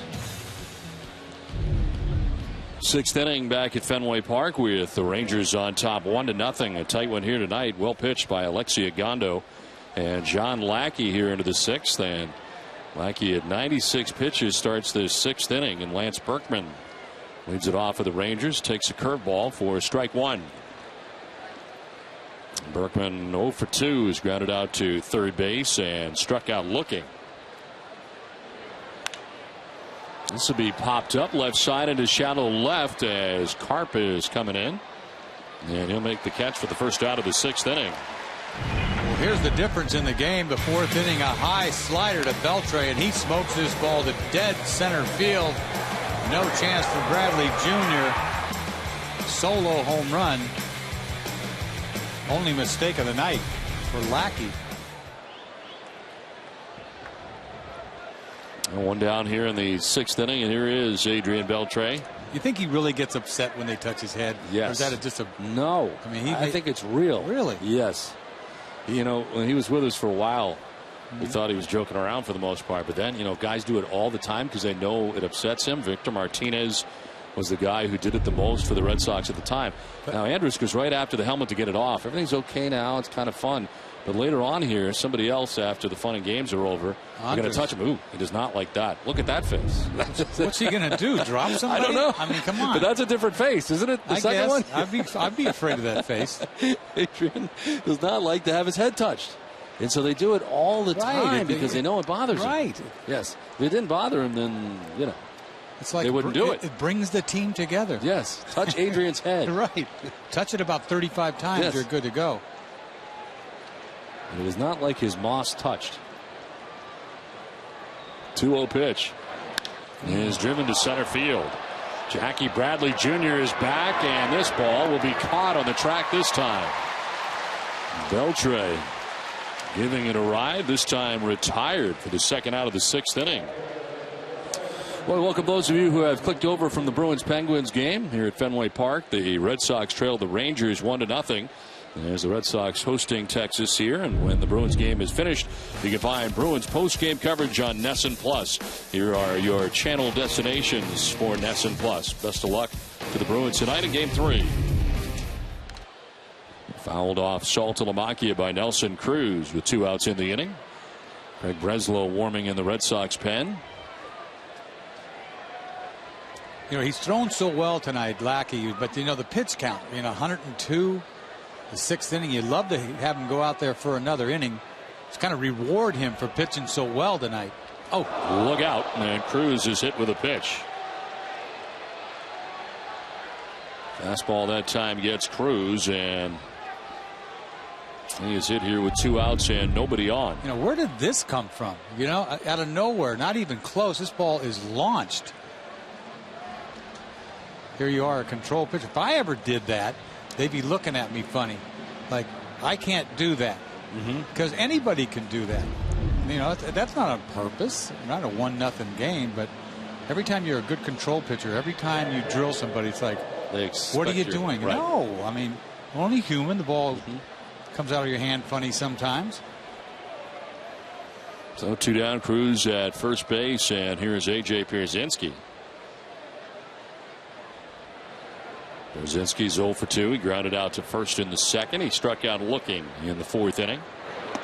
And I think he went after that. They'll check. He did. This is Andy Fletcher. Good cutter down and in.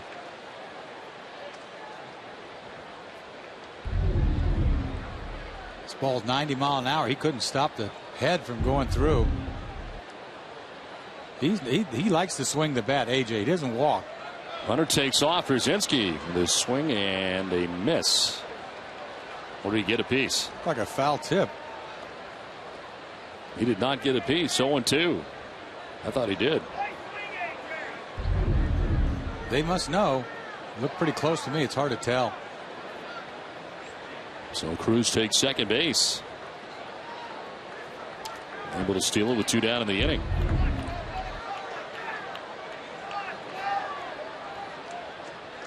Don't throw a strike here. Just make him fish or something.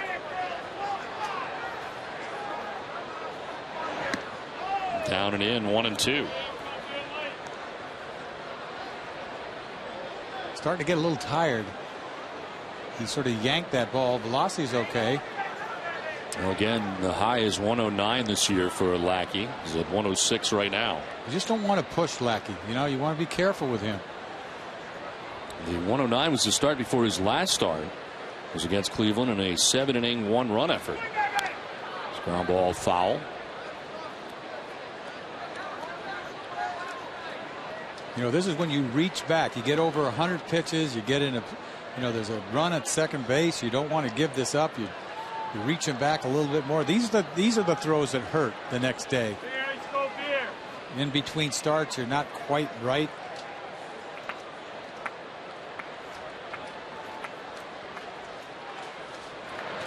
One-two is going to be a one-hopper to Pedroia at second base, and that'll end the inning as Lackey gets through 6 tonight. 5.5 done. Rangers have a 1-0 lead.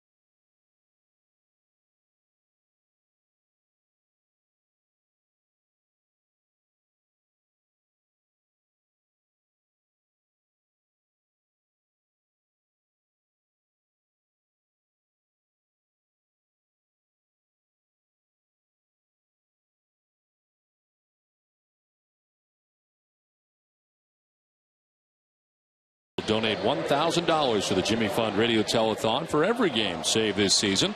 For quality, choice, and value, nobody beats Bob. Visit mybobs.com to learn more. Some limbering up going on out in the bullpen for the Red Sox. Andrew Bailey at the moment as we head to the bottom of the 6th inning. And the Red Sox dealing with a 1-run deficit as Alexei Agondo is back on the mound again for Texas into the 6th inning. He's thrown 83 pitches in his first game back after coming off the DL. Activated before the game tonight. Daniel Nava to right field, sending Cruz back. He will get there to make the catch for the first out of the 6th inning. And Nava has gone 0 for 3 in the game tonight. Well, that helps Agundo right there. 1 pitch out in the 6th inning when he's got deep into a pitch count. They do still have action in the pen as Kotz has been up for the last couple of innings from time to time. Well, if it ever gets to Ortiz, he won't be in the game. Agundo, it'll go to Kotz.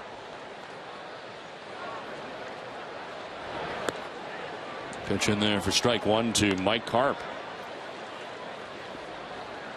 Karp, who was ejected from last night's game. Karp, who missed a home run by about a foot. He's got one of only 2 Red Sox hits in the game tonight against Agondo. They have to be happy with what they have gotten from him tonight in his return. Oh, absolutely. Punching out the side.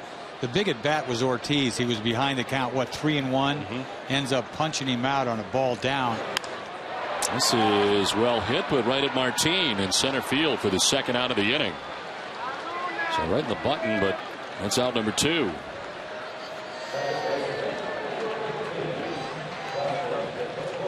That's pretty much all they really wanted out of him. They're lucky to get 6 innings coming off the DL. He looked good. Well, for every Red Sox game that goes into extra innings or one where the Sox get a save, CVS Pharmacy will make a donation to Boston Children's Hospital. CVS is aiming for a goal of $25,000 in donations this season. Ball 1 into Dustin Pedroia with 2 outs here in the 6th inning. Pedroia flied out to right field in the 1st inning, then walked in the 4th inning.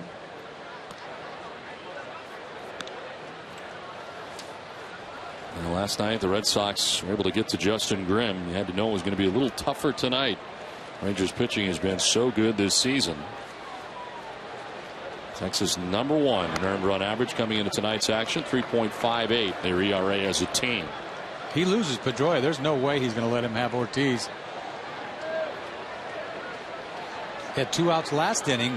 Nobody on. Walks Iglesias on 4 pitches. He's about to do the same thing to Pedroia.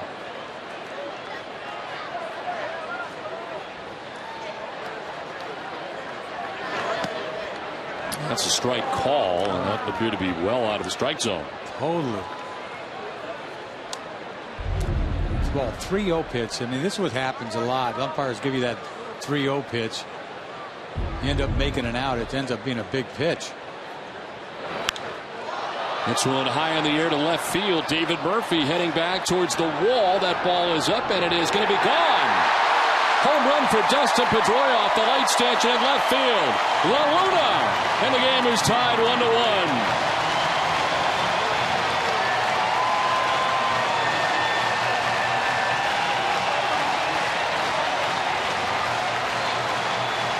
It's one of those Fenway home runs. You're not sure if it's going to scrape the wall or whether it's going to get out. It gets out. Well, instead of being a walk and taking his base on a 3-0 pitch that was outside, he gets another pitch, a 3-1 fastball, and he just hits a high fly ball to left field. Just kept going. You see him, he's been hitting the ball the other way so much. He really didn't get that. That ball went up so high, but it makes it out of the ballpark fairly easy. It's coming down fast. Hits the light tower. It was running out of gas, but just enough to get out of here. Agondo can't believe it is gone, but it is, and this game is tied 1-1. That is his night. After 5 2/3, this is all tied up at 1 from Fenway.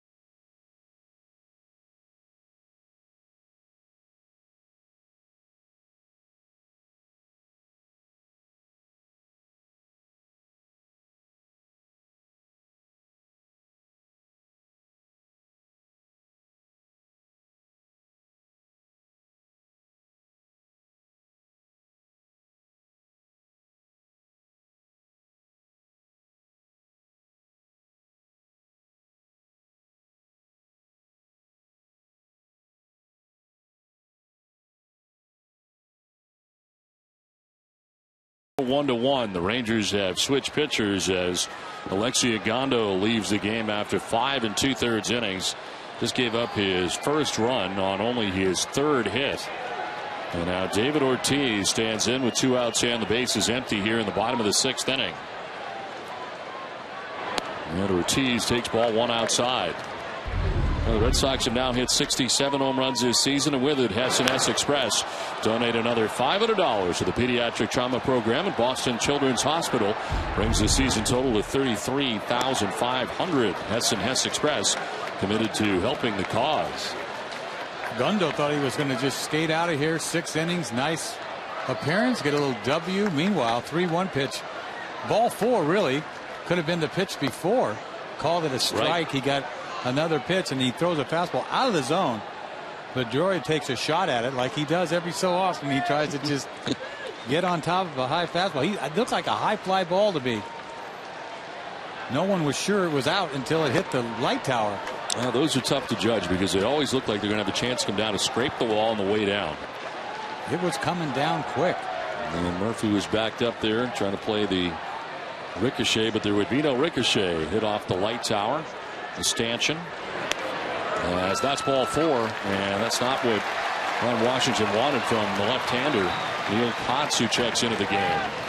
When you're talking about Victoria hitting it off the light tower, doesn't it sound like it was a bomb? Yes, doesn't it?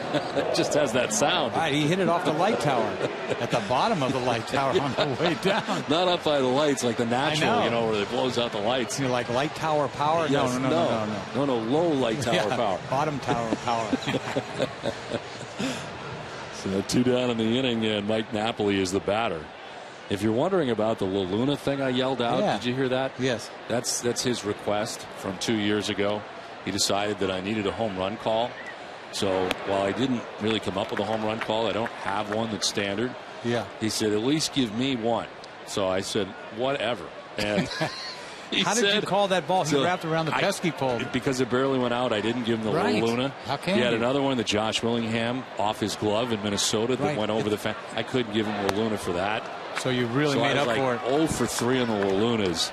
And I decided here that he deserves a La Luna. And the ball was up there in the air so long, you had all the time in the world to do it. I had time to think. Yeah, you did. So there you go, Dustin. There's your La Luna. There, he got it. That's 4. Yes, and it's the first time I've used it all season. 1 for 4. Right, because he thinks every home run he hits goes to the moon. That's his whole thought process. That ball was to the moon, though. It was high. Yeah. So 2 down in the inning. Ortiz at first base. And Mike Napoli has walked and struck out in the game. Ahead here 2-0. And a swing and a miss. All geared up there 2-0. Boy, Kotz, this kid has turned his whole career around. He's in the big leagues a long time, I think, with the White Sox. And then he just sort of disappeared for a while. And boy, I tell you what, he's come back. Gangbusters. Punching guys out. He just found it again. You know, the left-handers just say, well, they hang around a long time. Well, he did, and he left, and he came back, and he found a home. And Kotz broke into the big leagues with the White Sox in 2003. He was injured, did not pitch in 2010, 2011. And last year pitched to AAA in 25 games.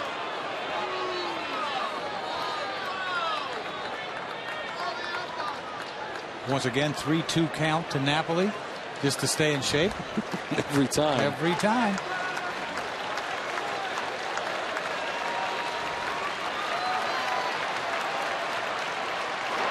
Napoli will foul it back out of play.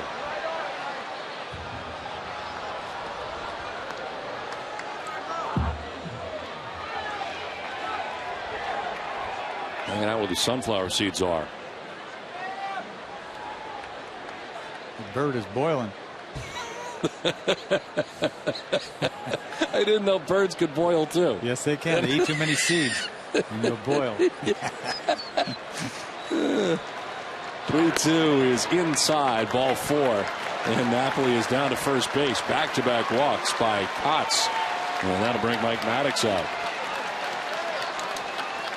You don't expect to bring your left-hander in. A guy's been throwing the ball good, coming out and walked 2 batters. Luckily, there's 2 outs, or they'd be in trouble.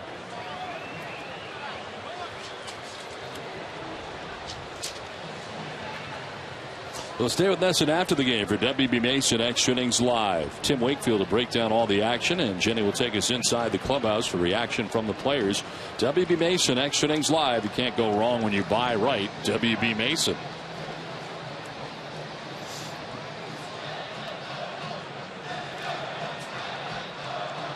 Got the hand on the shoulder, and he's ready to go. So 2 on and 2 down. And Jared Saltalamacchia coming up. He is 0 for 2 tonight. Grounding into a double play in the second. He flied out to center in the 5th. Chance here now for the Red Sox to take the lead here in the bottom of the 6th inning as they have tied it up here in the inning. And a check swing foul. Hit his first home run right-handed last night into the seats. I'd like to do that again right here.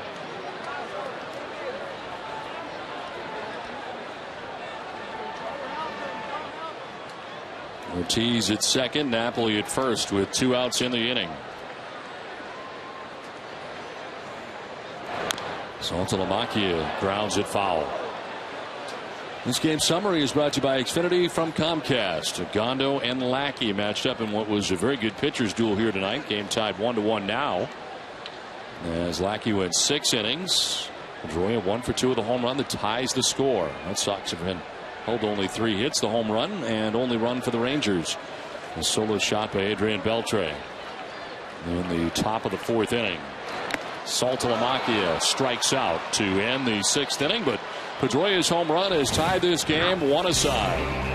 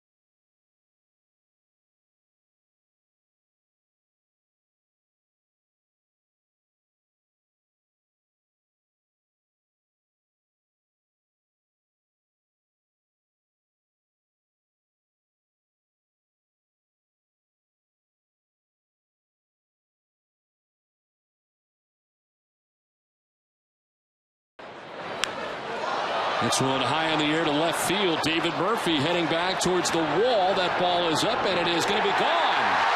Home run for Dustin Pedroia off the light stanchion in left field.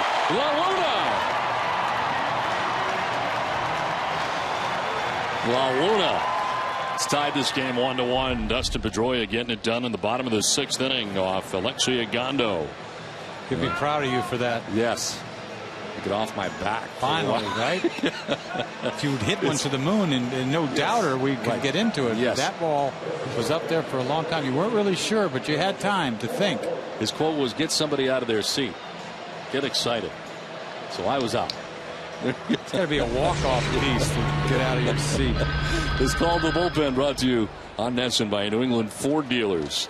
And it's Craig Breslow into the game here for the top of the 7th inning. 14th appearance, 2-0 with a 1.29 earned run average.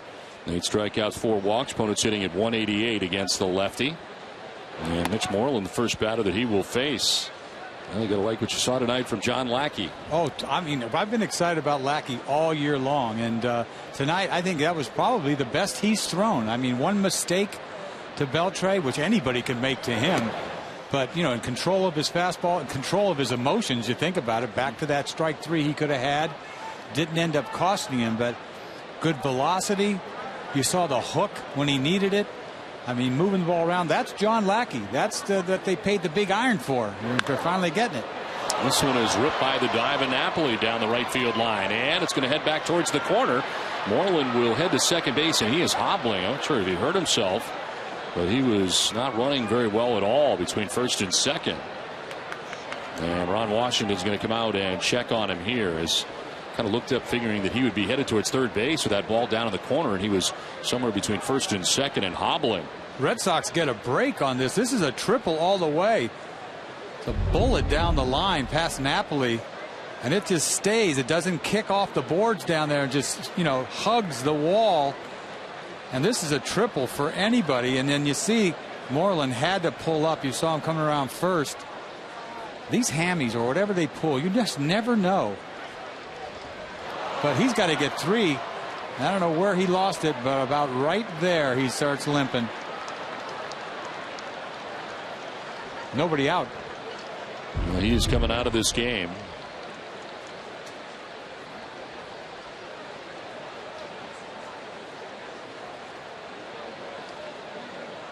So a double for Moreland to begin the inning. Everybody's had their share of injuries. You know, every team, you know, you can't squawk.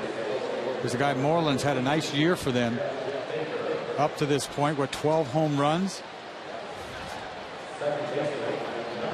It's a bad break. Well, Beth Israel Deaconess Medical Center, the official hospital of the Boston Red Sox, invites you to join the walking club. Sign up today and get a cool wristband plus everything you need to start a walking program for better health. This one is bunted off Saltalamacchia that time. Looked like a great bunt. Meanwhile, he didn't. It came off of his shin or something. You see, he squares around a bunt here, and he doesn't even make contact. It goes off his kneecap. That can't feel good at all.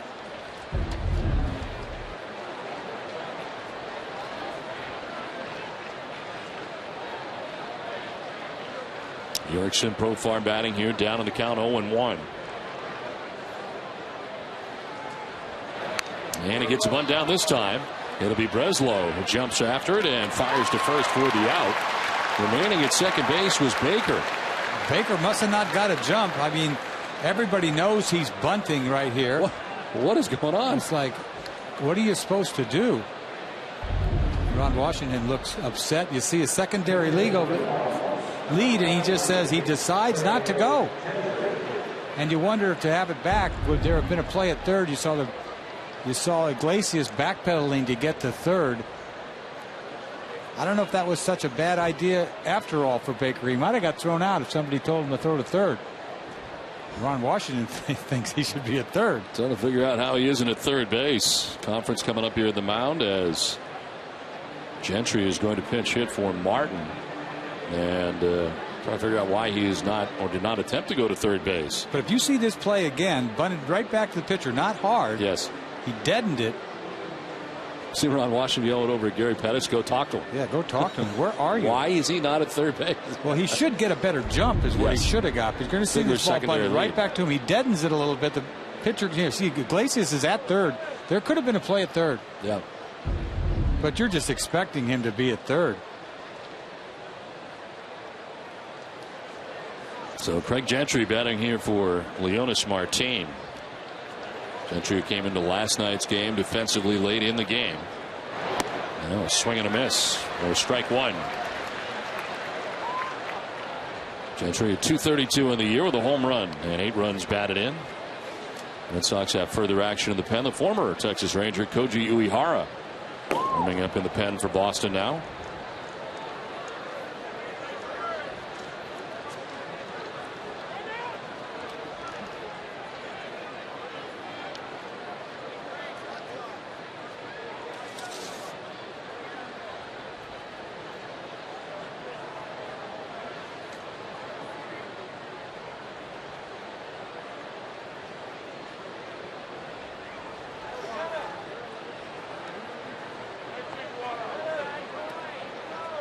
You think you're sitting on the bench, right? You're Baker, you're sitting on the bench, and Moreland pulls a hammy or whatever. Next thing you know, you're on second base. You don't get the third on a bunt, and the manager's livid with you, right?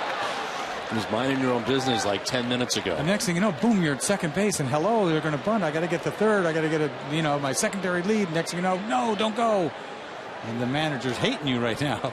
Just gave up an out to get you to third base. But on second look, I don't know if he would have made it. But I agree with you on the secondary lead thing. He was very close to second base. Yeah, you got to get off. You got to go.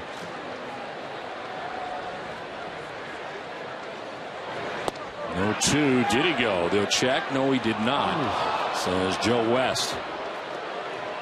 That's close there. What do you think?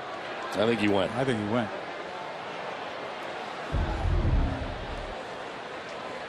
Gentry, he had a good year for them last year, part-time, hit over 300, got some wheels.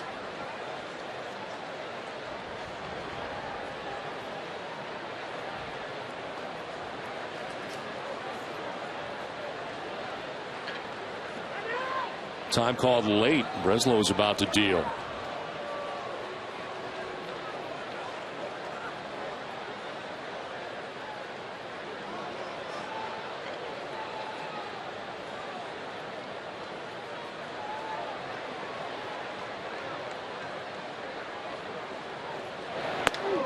It's up high, not close, and it's 2-2 now to Gentry.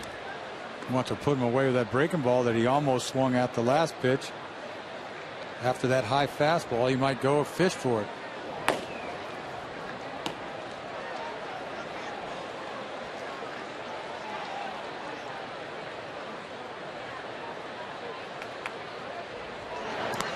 In the dirt, full count.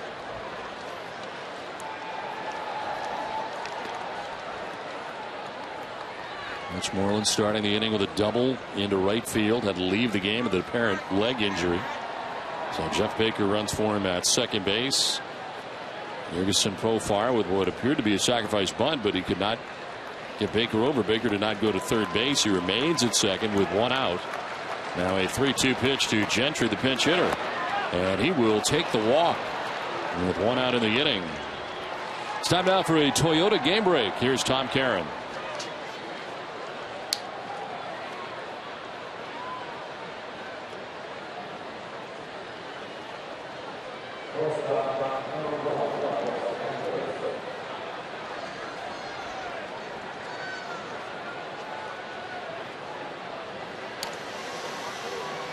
All right, Tom, thanks very much. As John Farrell is headed back to the mound to make a change here, Koji Uehara will be coming in with the game tied 1-1 and the Rangers threatening in the 7th.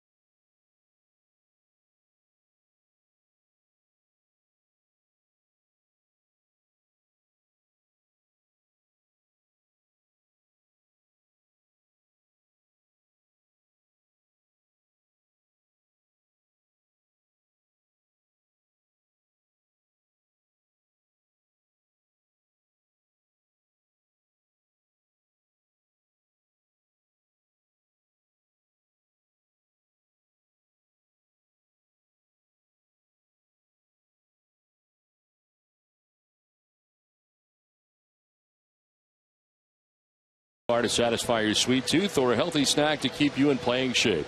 W.B. Mason's new expanded selection of food and beverages has all the bases covered. Who but W.B. Mason? Well, it is the 7th inning. The Rangers have runners at first and second with one out. And the Red Sox move on to their second pitcher of the inning. Craig Breslow started the inning, but it is now Koji Uehara who comes in here to face Elvis Andrus. Uehara, his 24th appearance, 0-0 with a 2.05 earned run average, about 31 strikeouts to 4 walks, and opponents hitting at just 198. This is driven out towards deep left center field, and this will get down onto the track from second base. Baker will score. Gentry, who can fly, will score all the way from first base, and the Rangers take a 3-1 lead. Elvis Andrus drives in 2 on the first pitch that he sees from Koji Uehara. Man, you didn't have any time to even settle in. You know that Uehara tries to throw strikes. He's going to be around the plate, and you know Andrus played with him. He knows that. He's going to jump on the first fastball because you don't want to go to that split finger. He throws him fastball middle, and he takes a nice swing in the gap. You know, as soon as he hit this ball is going to go to the wall, and you know that Gentry's on first. He can fly. He's going to score. 3-1 Texas. Big hit by Andrus. Now it's strike one to David Murphy. So those runs are a charge to Craig Breslow, who went a third of an inning. And coming into tonight, Uehara had allowed just 2 of 10 inherited runners to score. He really has had the magic this year. All the emotion that he takes to the mound and into the dugout.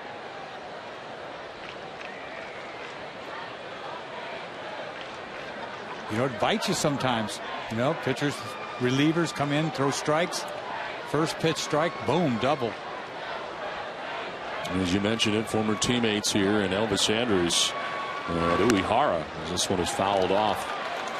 0-2. It's Peace. Saltalamacchia able to make the grab. 0-2.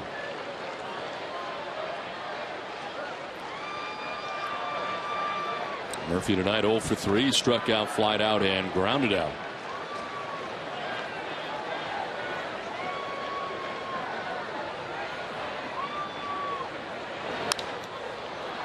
Pop up into left field. Carp coming in. And he'll make the catch for the second out of the inning. You know, you look back to that check swing by Gentry that would have ended the inning. That breaking ball down and in. You're not supposed to do that, but you can't help. You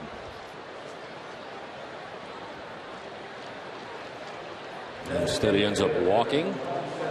And he saw his speed, scoring all the way from first base. Well, you know, Breslow got a break on the bunt. Sort of a gift out for the guy on second. Baker kind of gets off the hook right there. You think about it, ends up scoring. Ron Washington's not so mad at him now that he scored.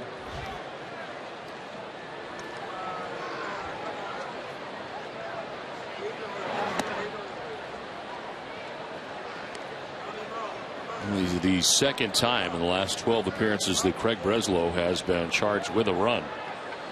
And tonight he's charged with 2 1/3 of an inning.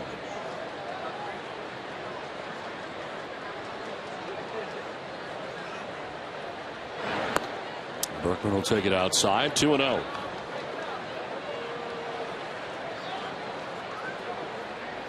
Oh for 3 in the game tonight. 1 for 7 now in the series.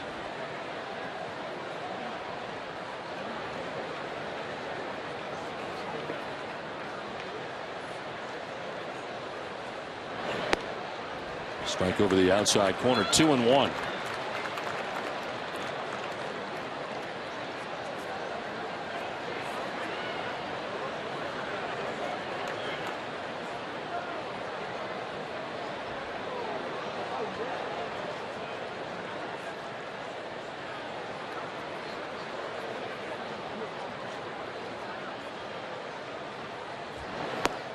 The 2-1 pitch is outside. 3-1.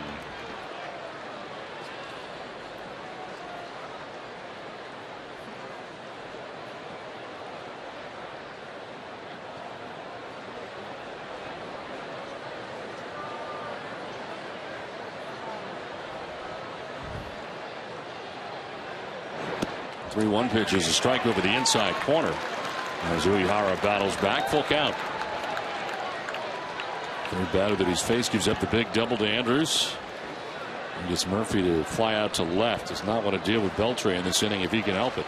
You know, you guess right with Uehara. You get a fastball that's 90 miles an hour. It's not overpowering. You're hoping there's some deception there. And Berkman will foul it back.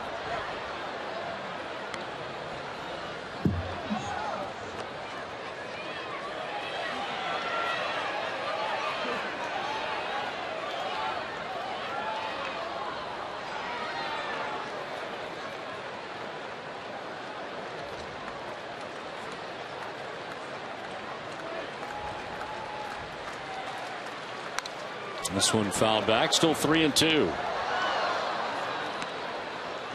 Pretty good split finger 3-2 pitch. Bergman barely fouls it off.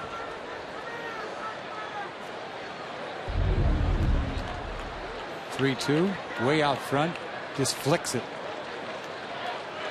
One-handed.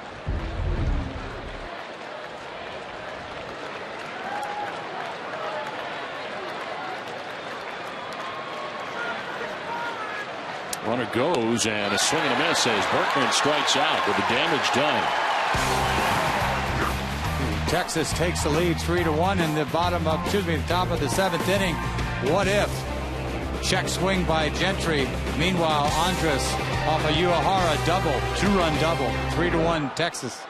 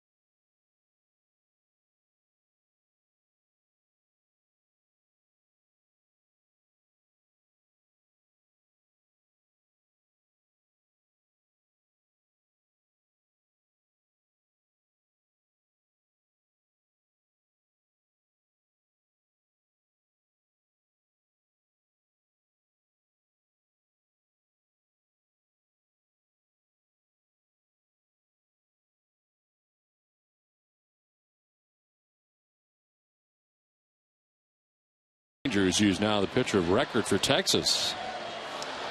As we send it down to Jenny Dell.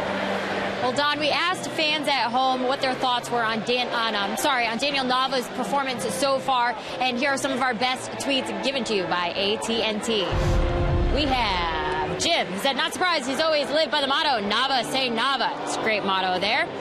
Dory believes Daniel Nava's baseball story is a testament to all that's great about the game, regular guy making the majors. And Anthony said Nava is a perfect example of staying patient with your prospects. Easing him into the bigs has benefited both the player and the team. Don?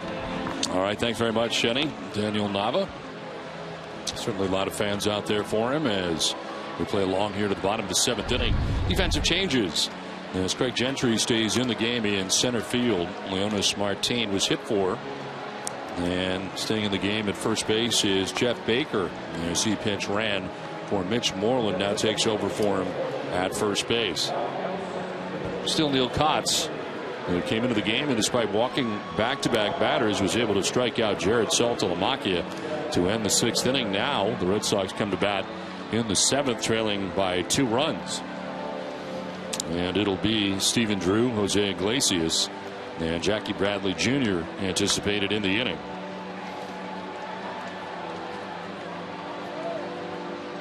Red Sox have action in their pen as Shinichi Tozawa is warming up in the pen. Red Sox have already used Craig Breslow and Koji Uehara in relief of John Lackey, who started tonight with the first 6 innings, will not be part of the decision tonight.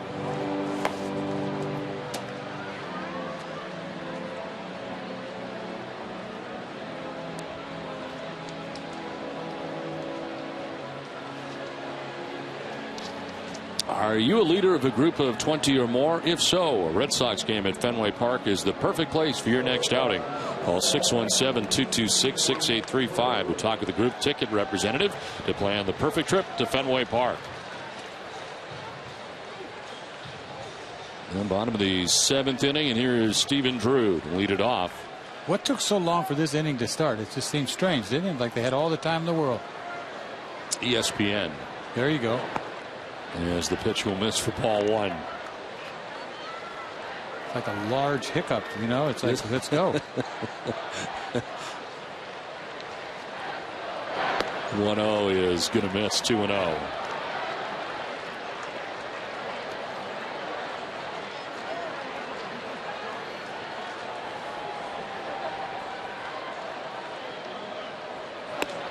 That's in there for a strike. 2-1. Action for the Rangers in their pen.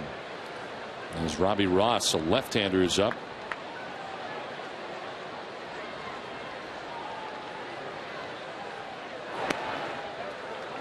Close pitch, but outside. 3-1.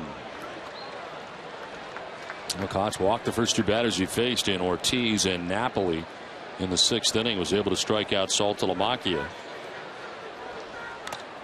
Swinging a foul off Pierzynski that time. Full count. Pretty much going right at him. You got a 2-run lead. You can't be walking anybody. He walked 2 guys last inning, got away with it. Luckily, because he came in with 2 outs. But that's what you call let's party. Fastball right there.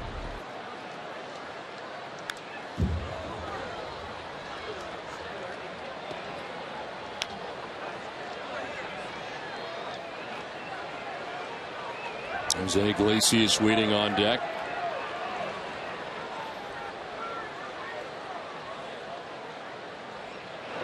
And Drew will take the walk to begin the inning.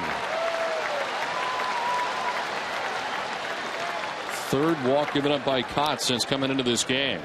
Making Ron Washington mad. 3-2 breaking ball, misses badly. Leadoff walk. I'll bring up Jose Iglesias. Flied out to center field and walked in 2 plate appearances in the game tonight.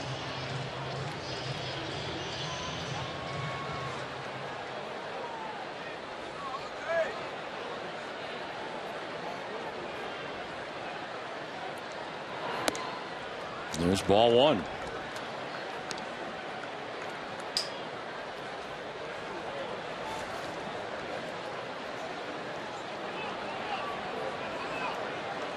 Mitch Moreland left this game with tightness in his right hamstring. As Ron Washington here with the count 1-0 is coming out. He doesn't like what he sees. No. He's going to left-hander Ross. He's seen enough. This is hard to take when you got a guy that walks 3 guys out of the bullpen. So walks 3 out of the 4 batters that he faces and leaves with a count of 1-0. Robbie Ross will be in.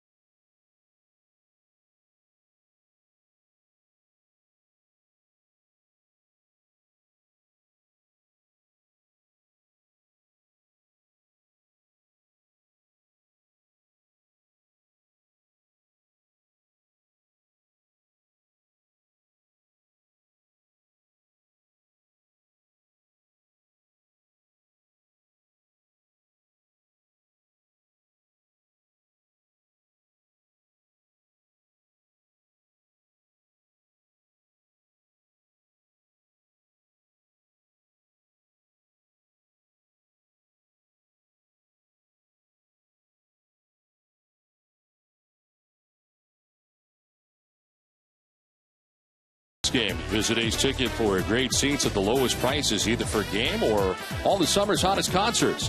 Visit Ace Ticket or call 1-800-MY-SEATS.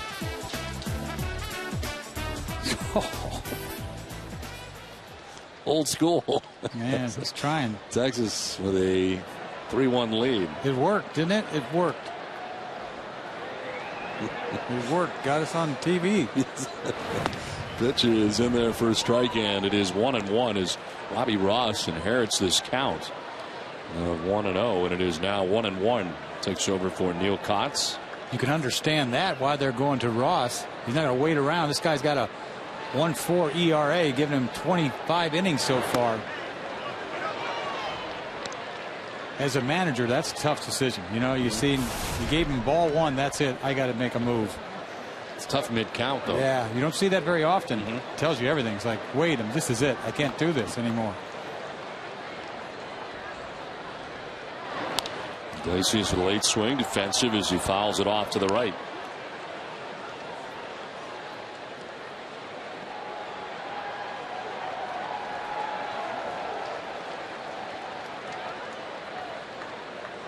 So Kotz departs, responsible for Stephen Drews at first base.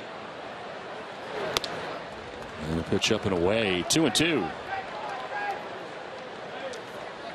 Got that live arm from the left-hand side. They've got Sheppers from the right-hand side, setup guy for Nathan, who you'll see tonight at some point. Ross coming off a tough outing against Kansas City. He took the loss, gave up 3 runs in the 10th inning, as it snapped a scoreless streak of 19 2/3 innings prior to that. I'm going to say he's only given up 4 runs all year. 3 of them coming in that last outing. Well, you got to fall out of your tree sooner or later. I mean, you can't stay up there too long. The farther you stay up there, the farther it is to come down. It hurts more.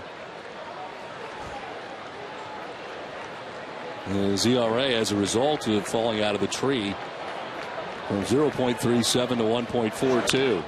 This is to right, and it's going to fall for a base hit. Tying runs are on for the Red Sox here in the 7th inning.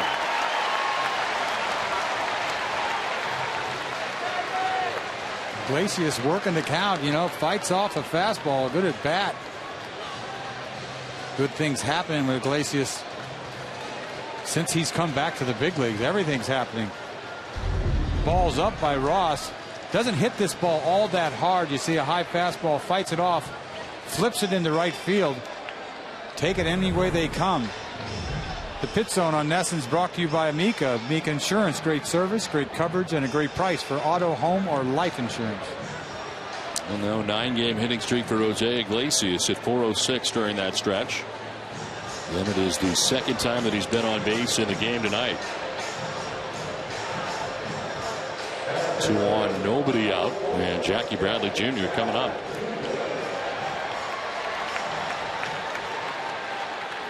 Red Sox making some noise here in the bottom of the 7th inning, trailing by 2. You're going to have to beat Ross. Nobody throwing right now, and this is his inning.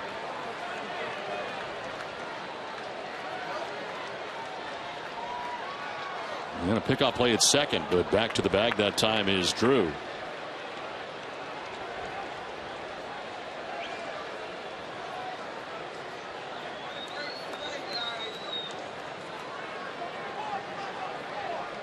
The bunt plays, everybody's thinking right now what's going on, what plays on. You don't see this happen very often in the American League.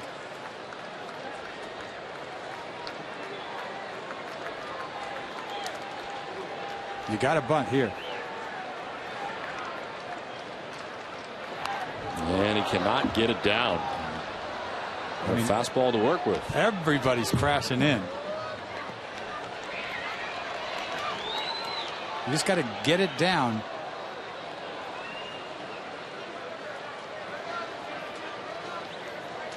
Signs from Farrell to Butterfield, from Butterfield to the base runners.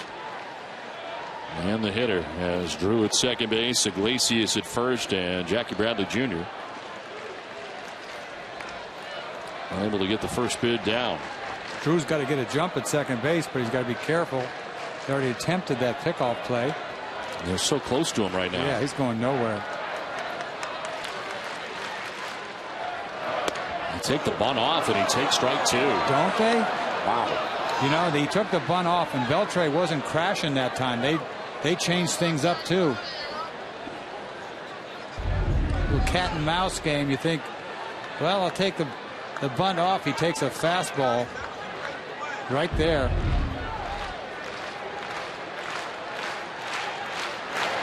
And a swing and a miss, and Bradley Jr. strikes out. A big sequence there for Robbie Ross. First out of the inning. Well,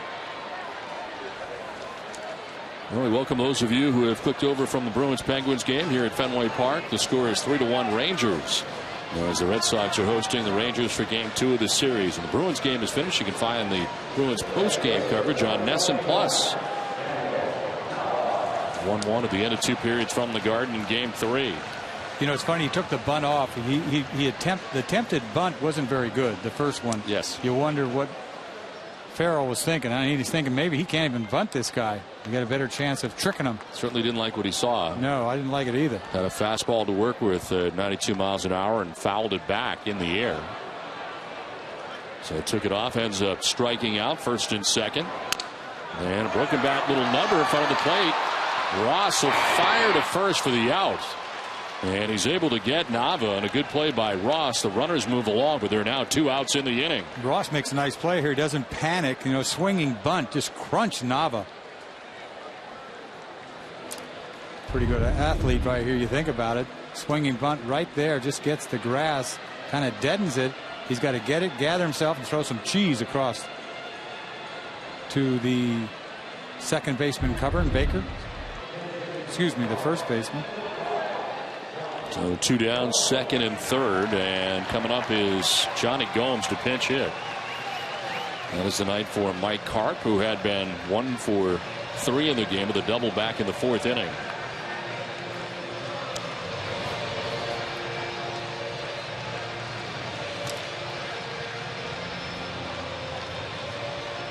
And now Mike Maddox, the pitching coach, coming out here, is a new hitter for Ross to deal with. It's not going to be Karp, it'll be Gomes. If they had a right-hander warmed up right now, you would be tempted to make a switch, but this is Ross's inning.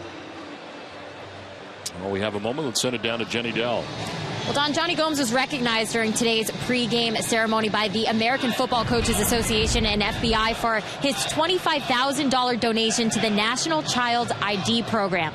12,500 children identification kits will be distributed tonight at Fenway Park and in the greater Boston area throughout this year, thanks to Johnny Gomes. The AFCA and the FBI honored Gomes' commitment to child protection and sponsorship of the kids' ID kits. You know, Johnny Gomes ready to pinch hit here with 2 outs in the inning. Would like to contribute here with a base hit. He is 3 for 8 as a pinch hitter. 2 home runs of the 3 hits he has.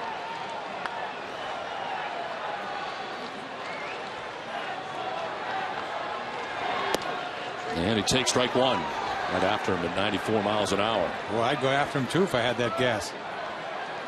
Don't have to get large here, just a little base hit.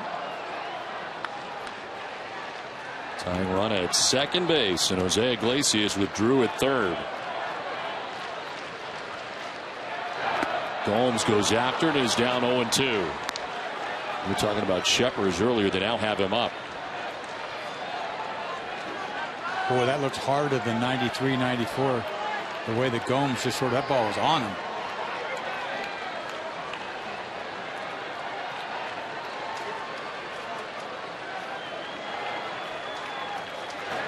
They'll bounce in, and Pierzynski blocks it.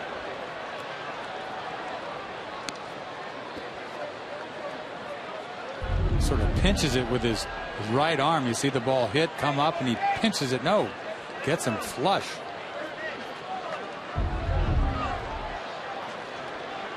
Price the catcher has to pay.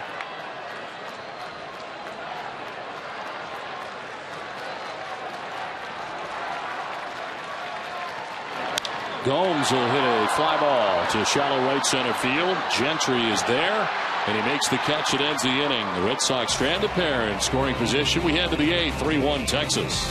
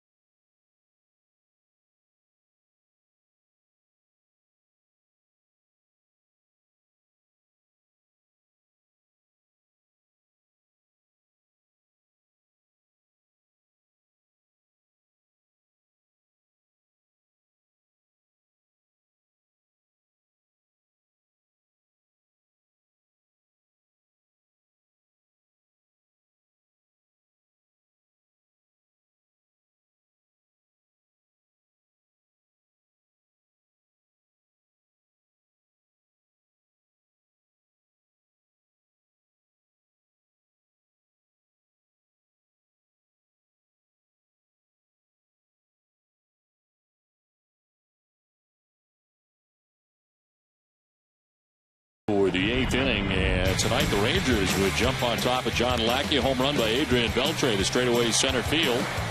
And the Rangers had the 1-0 advantage. The Red Sox would answer with Dustin Pedroia. He went off the base of the light tower and left in the 6th inning. Tied the score 1-1. But Elvis Andrus on the first pitch thrown by Koji Uehara. He would score Baker and Gentry and give the Rangers a 3-1 lead that they currently have.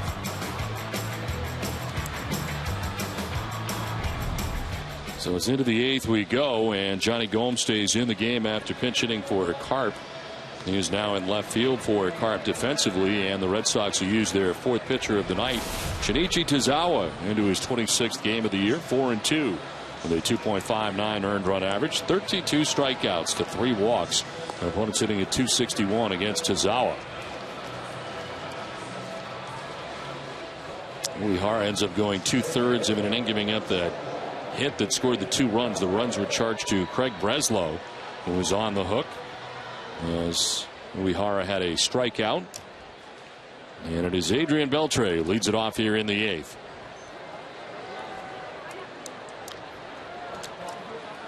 Beltre with that home run back in the 4th inning. His 12th home run of the year.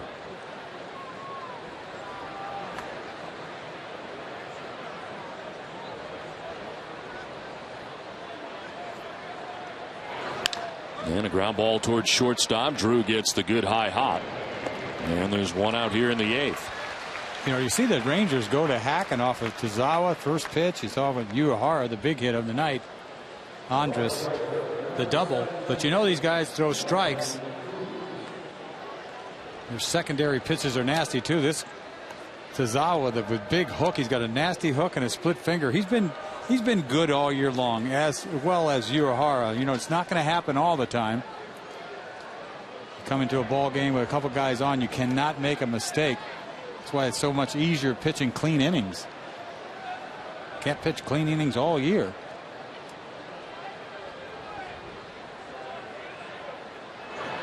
This one fouled off to the right. We mentioned that coming into the game tonight, Uehara had given up only 2 inherited runners, scoring of the 10 that he has dealt with on the bases prior to the 2 scoring tonight. So it's been a category that he's been pretty good in. He's been good all year. And he gives up the 2-run double to Elvis Andrus, which is now the difference in the game.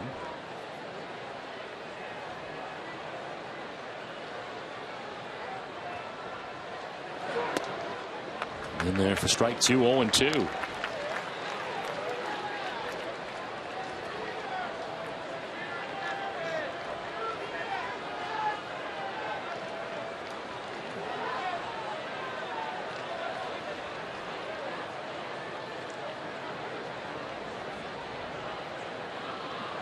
Looking to work away here. The 0-2 pitch. Too far outside. 93 on the fastball that time. Tozawa last worked in the 7th inning on Saturday night at New York. Struck out a batter in a perfect 7th inning in that outing. He's not given up a run in 6 of his last 7 outings.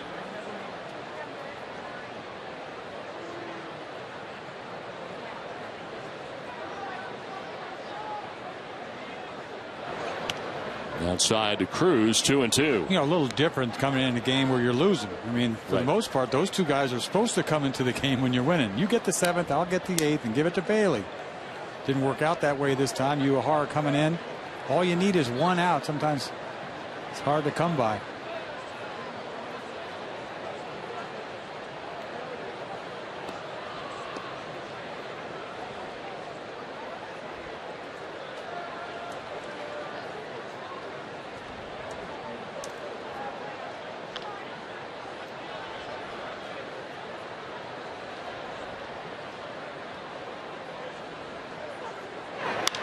Cruz down the right field line, but foul.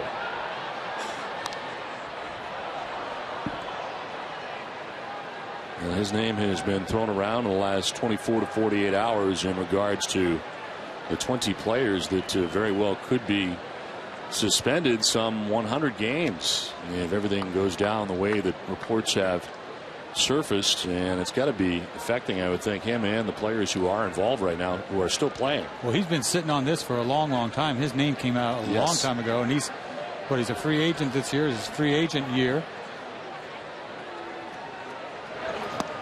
Swing and a miss, and he strikes out. Second out of the 8th. A tough at bat there by Nelson Cruz. You see, fighting off some bad pitches down and away, but as you see, puts him away with a split finger. Not even close. That last whiff was brought to you by Head and Shoulders. He's got a lot of problems, Cruz, beyond striking out right now. I mean, what do you make of these guys who may have failed yet again in this day and age where, I mean, you get caught now, I mean, after everything that's taken place? Wouldn't surprise me at all. Yeah. Not at all. I mean, guys are looking for an edge. They think they're not going to get caught. Here's a fly ball to deep center field off the bat of A.J. Pierzynski. It'll be to the track, but Bradley Jr. is there to make the catch. It ends the inning. We head to the bottom of the 8th. 3-1 Texas.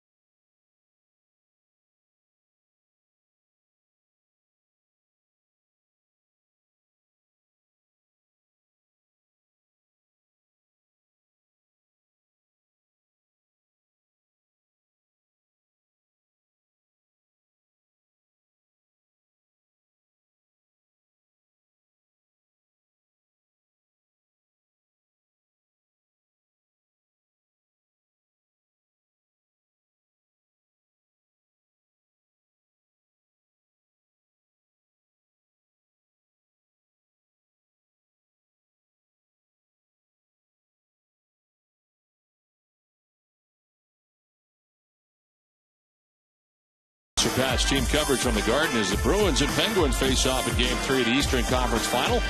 The highlights and player reaction will also bring you more from the Patriots OTAs, plus analysis from our game here tonight at Fenway. All that and more on NESN Daily tonight following our Sox coverage.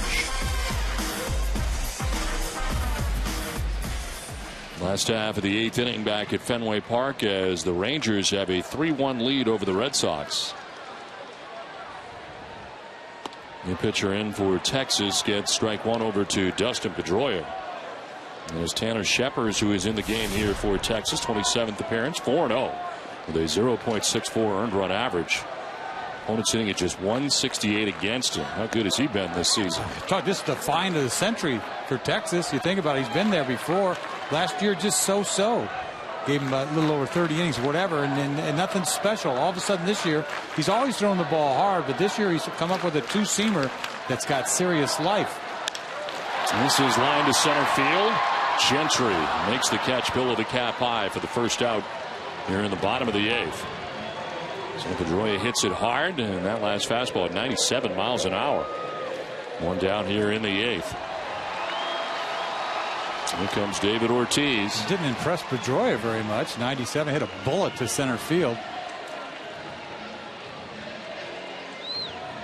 But this is the kind of find that you have to have sometimes with a team, and it always comes out of the bullpen. Every year there's somebody that gets something, gets hot. Why are relievers so unpredictable year in and year out? I just don't know. Sometimes it just sort of clicks in, and it's, you know, it can come and go so quickly because it's only one inning you got to go, and all of a sudden you find it, and That's why I have a hard how time long it's going to last. paying for big iron for relievers. Right. Especially middle relievers. I'm not talking about closers.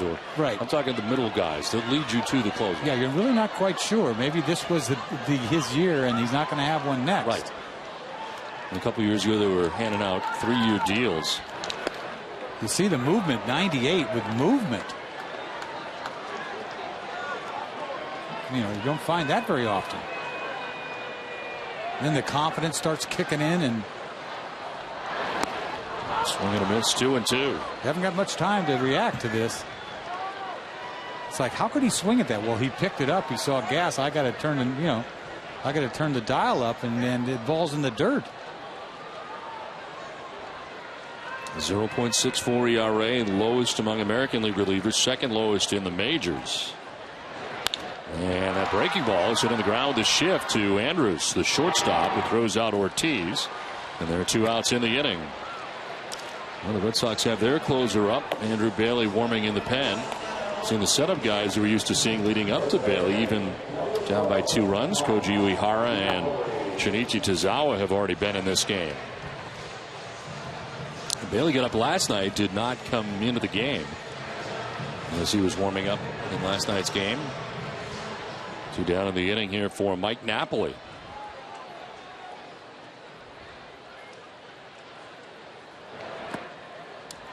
Depending on how the team is going at a particular time in the season, you could be in the bullpen, trying to close games out, and every time you win, you're blowing somebody out, which is great. You want to win, but meanwhile, you lose that edge out there. 1-0 pitch is up and in, 2-0. And you got to come in here and pitch these games regardless, because you got to get some work. You'd much rather come in a game that's 3-1 than the 17 to whatever last night.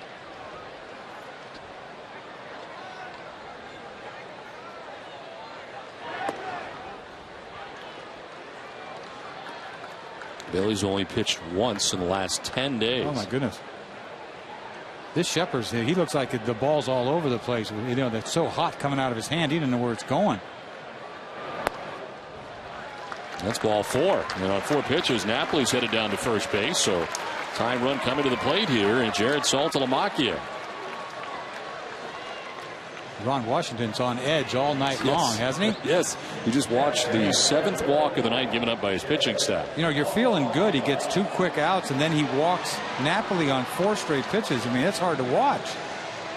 Start feeling good, and then, you don't want to go to your closer right here for 4 outs because he's not even up. Nathan, you don't even think about bringing your closer in anymore. No. To get an out in the 8th. Isn't that crazy? It is only a 1-inning job these days. Oof.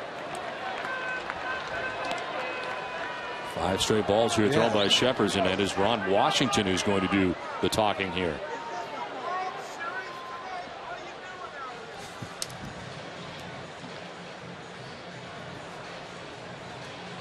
He's got some guys in the bullpen that really haven't been around that long. You think about it, Ross, young kid. Shepard, he's 26, but he's never been in the big leagues in this position, setting up. And he's got it going on, but can he continue to do this the rest of the year? I mean, that's such a big find for them. They lost Michael Adams, right, that went to Philadelphia last year. Didn't want to pay him, I guess. And we saw Adams in Philadelphia, and the Red Sox were there as part of this last road trip.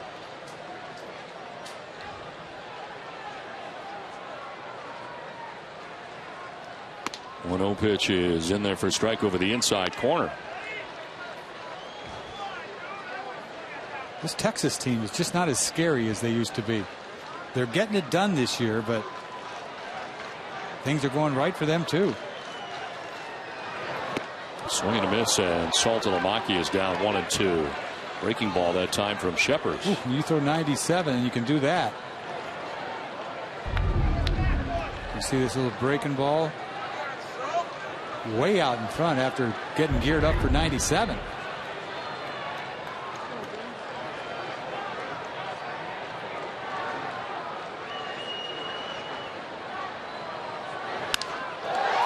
To right field, and this is going to get in for Saltalamacchia.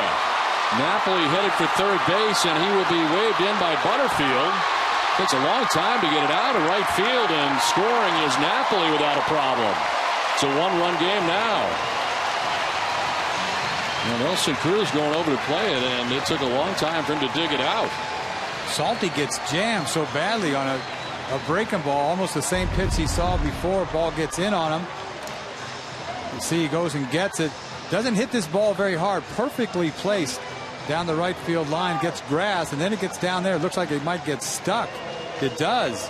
Nelson Cruz has to go a long ways to get it. That's the only way that Napoli was going to score on something like that.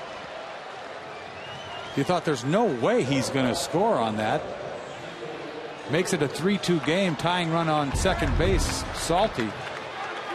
And a pinch runner for Saltalamacchia as Siriaco will pinch run for him at second base. He represents the tying run here with 2 outs in the 8th, and now Stephen Drew will take ball 1. And Shepard's got the first 2 outs of this inning, getting Pedroia and Ortiz with the 2-out walk to Napoli. Now the double by Saltalamacchia appeared to break his bat. Siriaco runs.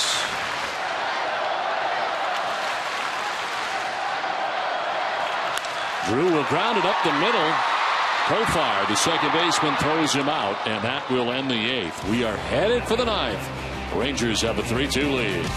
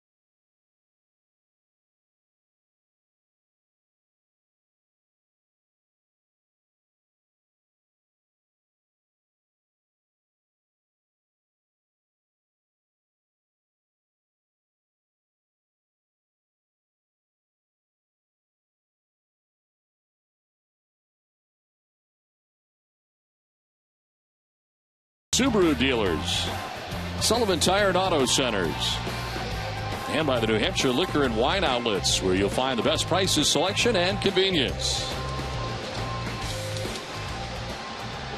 3-2 Texas on top. Red Sox get a run back in the bottom of the 8th inning.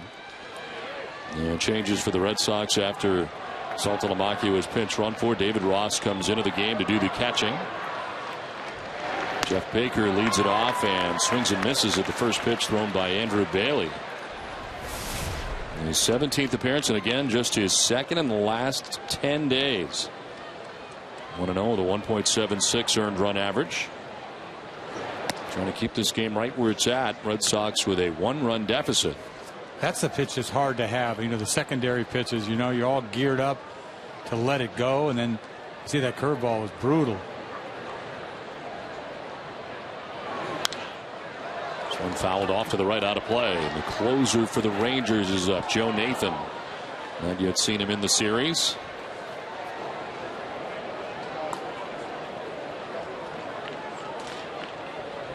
He pitched in all 3 games over the weekend against Kansas City and pitched 3 scoreless innings.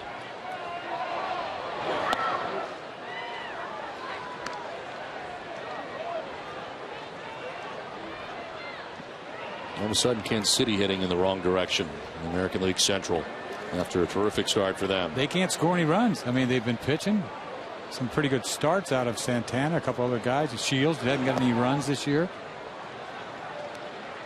Guthrie had been pitching well for them. I mean, the pitching's been there for them, and that's what they went out and got, thinking that's all they needed. But these young hitters have not come around. Moustakas hasn't come around. Hosmer.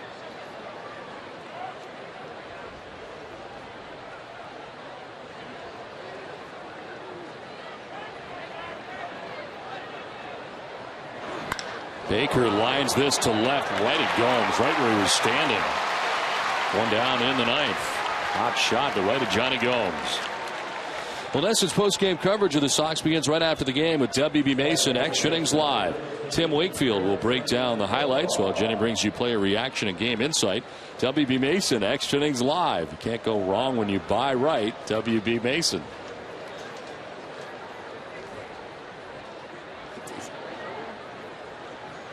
One down here in the ninth.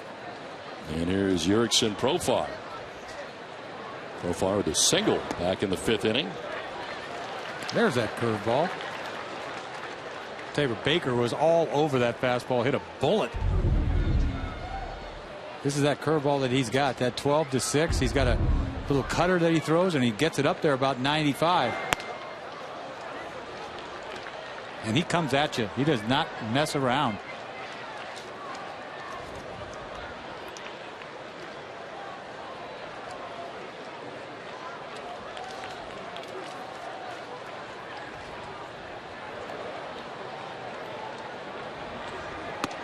That's in there for strike two. Back to the fastball, and he jumps ahead 1-2. I tell you what, try to come into a game like tonight, having not pitched for a long time, maybe a one-run game, you're winning.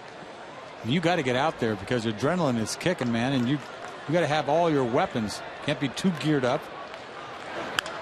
This is to right field. Nava will move over and make the catch for the second out of the top of the ninth.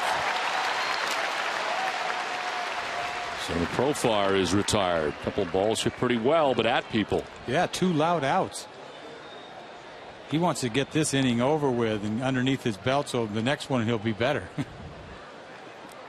2 down. Craig Gentry, who came up in the 7th inning to pinch hit, walked and scored.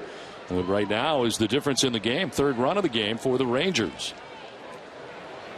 Came in on the double by Elvis Andrus.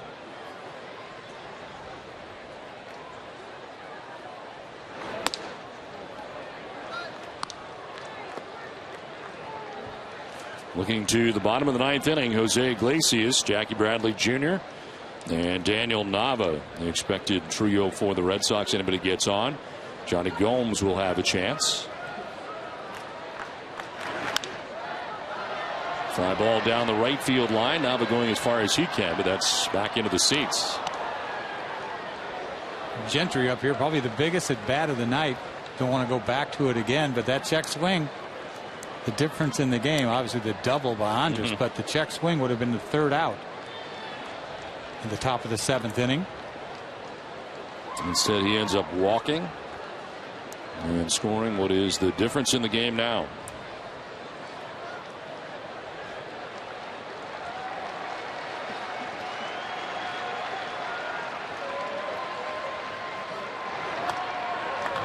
Strike over the outside corner, 1-2.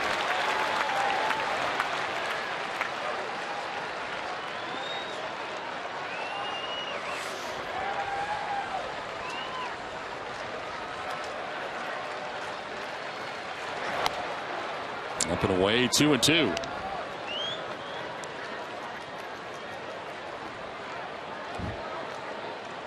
Elvis Andrus, top of the order, waiting on deck. Red Sox pitching has now retired 7 Rangers in a row. 2-2, foul back.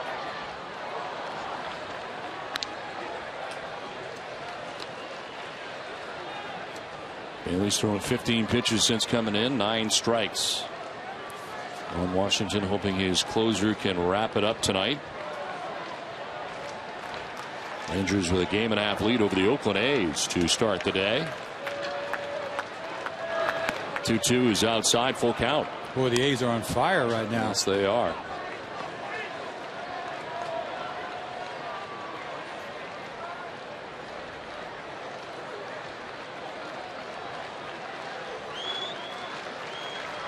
Oakland already winning today 6-1.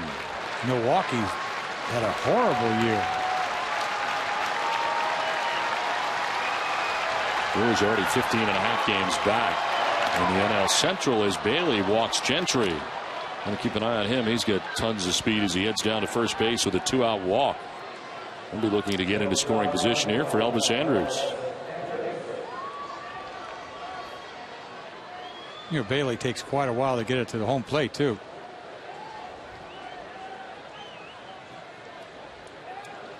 Andrus tonight with a big double in the 7th inning and drove in 2 runs. Prior to that, he had a single and a 2-for-4 night for the Rangers shortstop.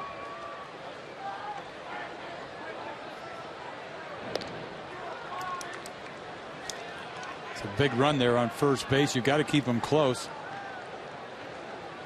Be surprised if he doesn't run.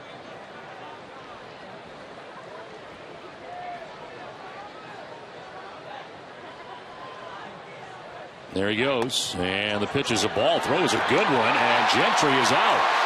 Nicely done by David Ross. He gets it and throws it as good as anybody. He throws down to get Gentry to end the inning.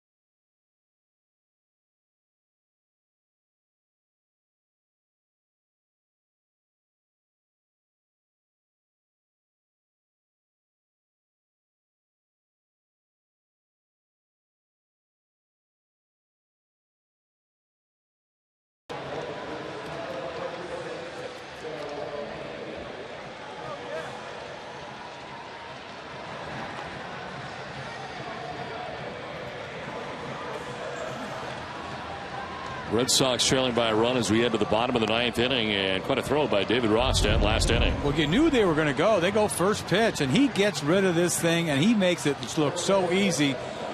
Up the line, tags him in the head. He's out by a lot. They're loving each other. They're proud of each other. He's special, Ross. Not too many great throwing catchers, but he's one of them. Well, able to gun down Gentry. It's the 6th runner that he has caught this season. And the closer in here for the Texas Rangers, Joe Nathan, 26th appearance, 1-0 with a 1.93 earned run average, 17 out of 18 on the year.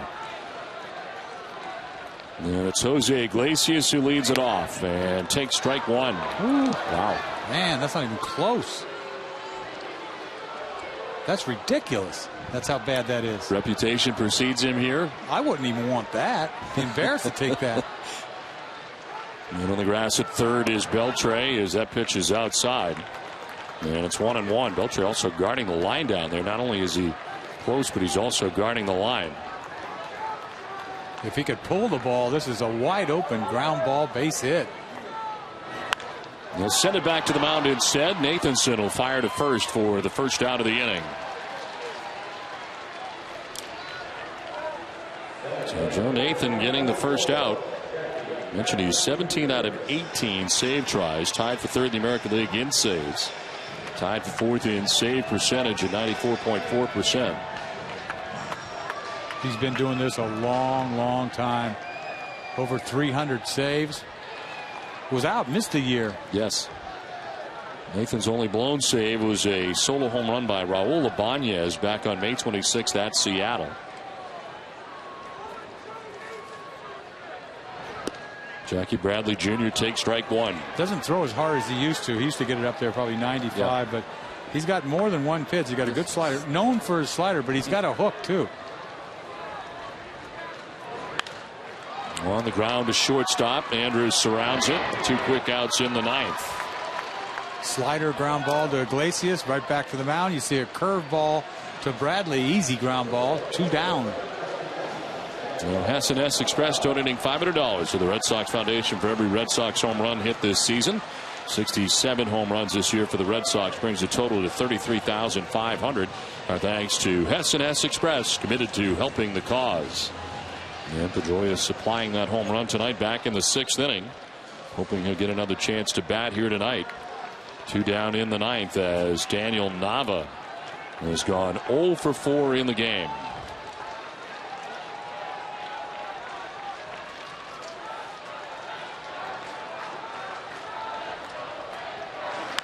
It's a ground ball right to Profar at second base, and an easy save tonight for Joe Nathan as the Texas Rangers hold on and beat the Red Sox 3-2 from Fenway Park tonight. And the Red Sox won a big way last night, but Tom Caron, it's not to be tonight.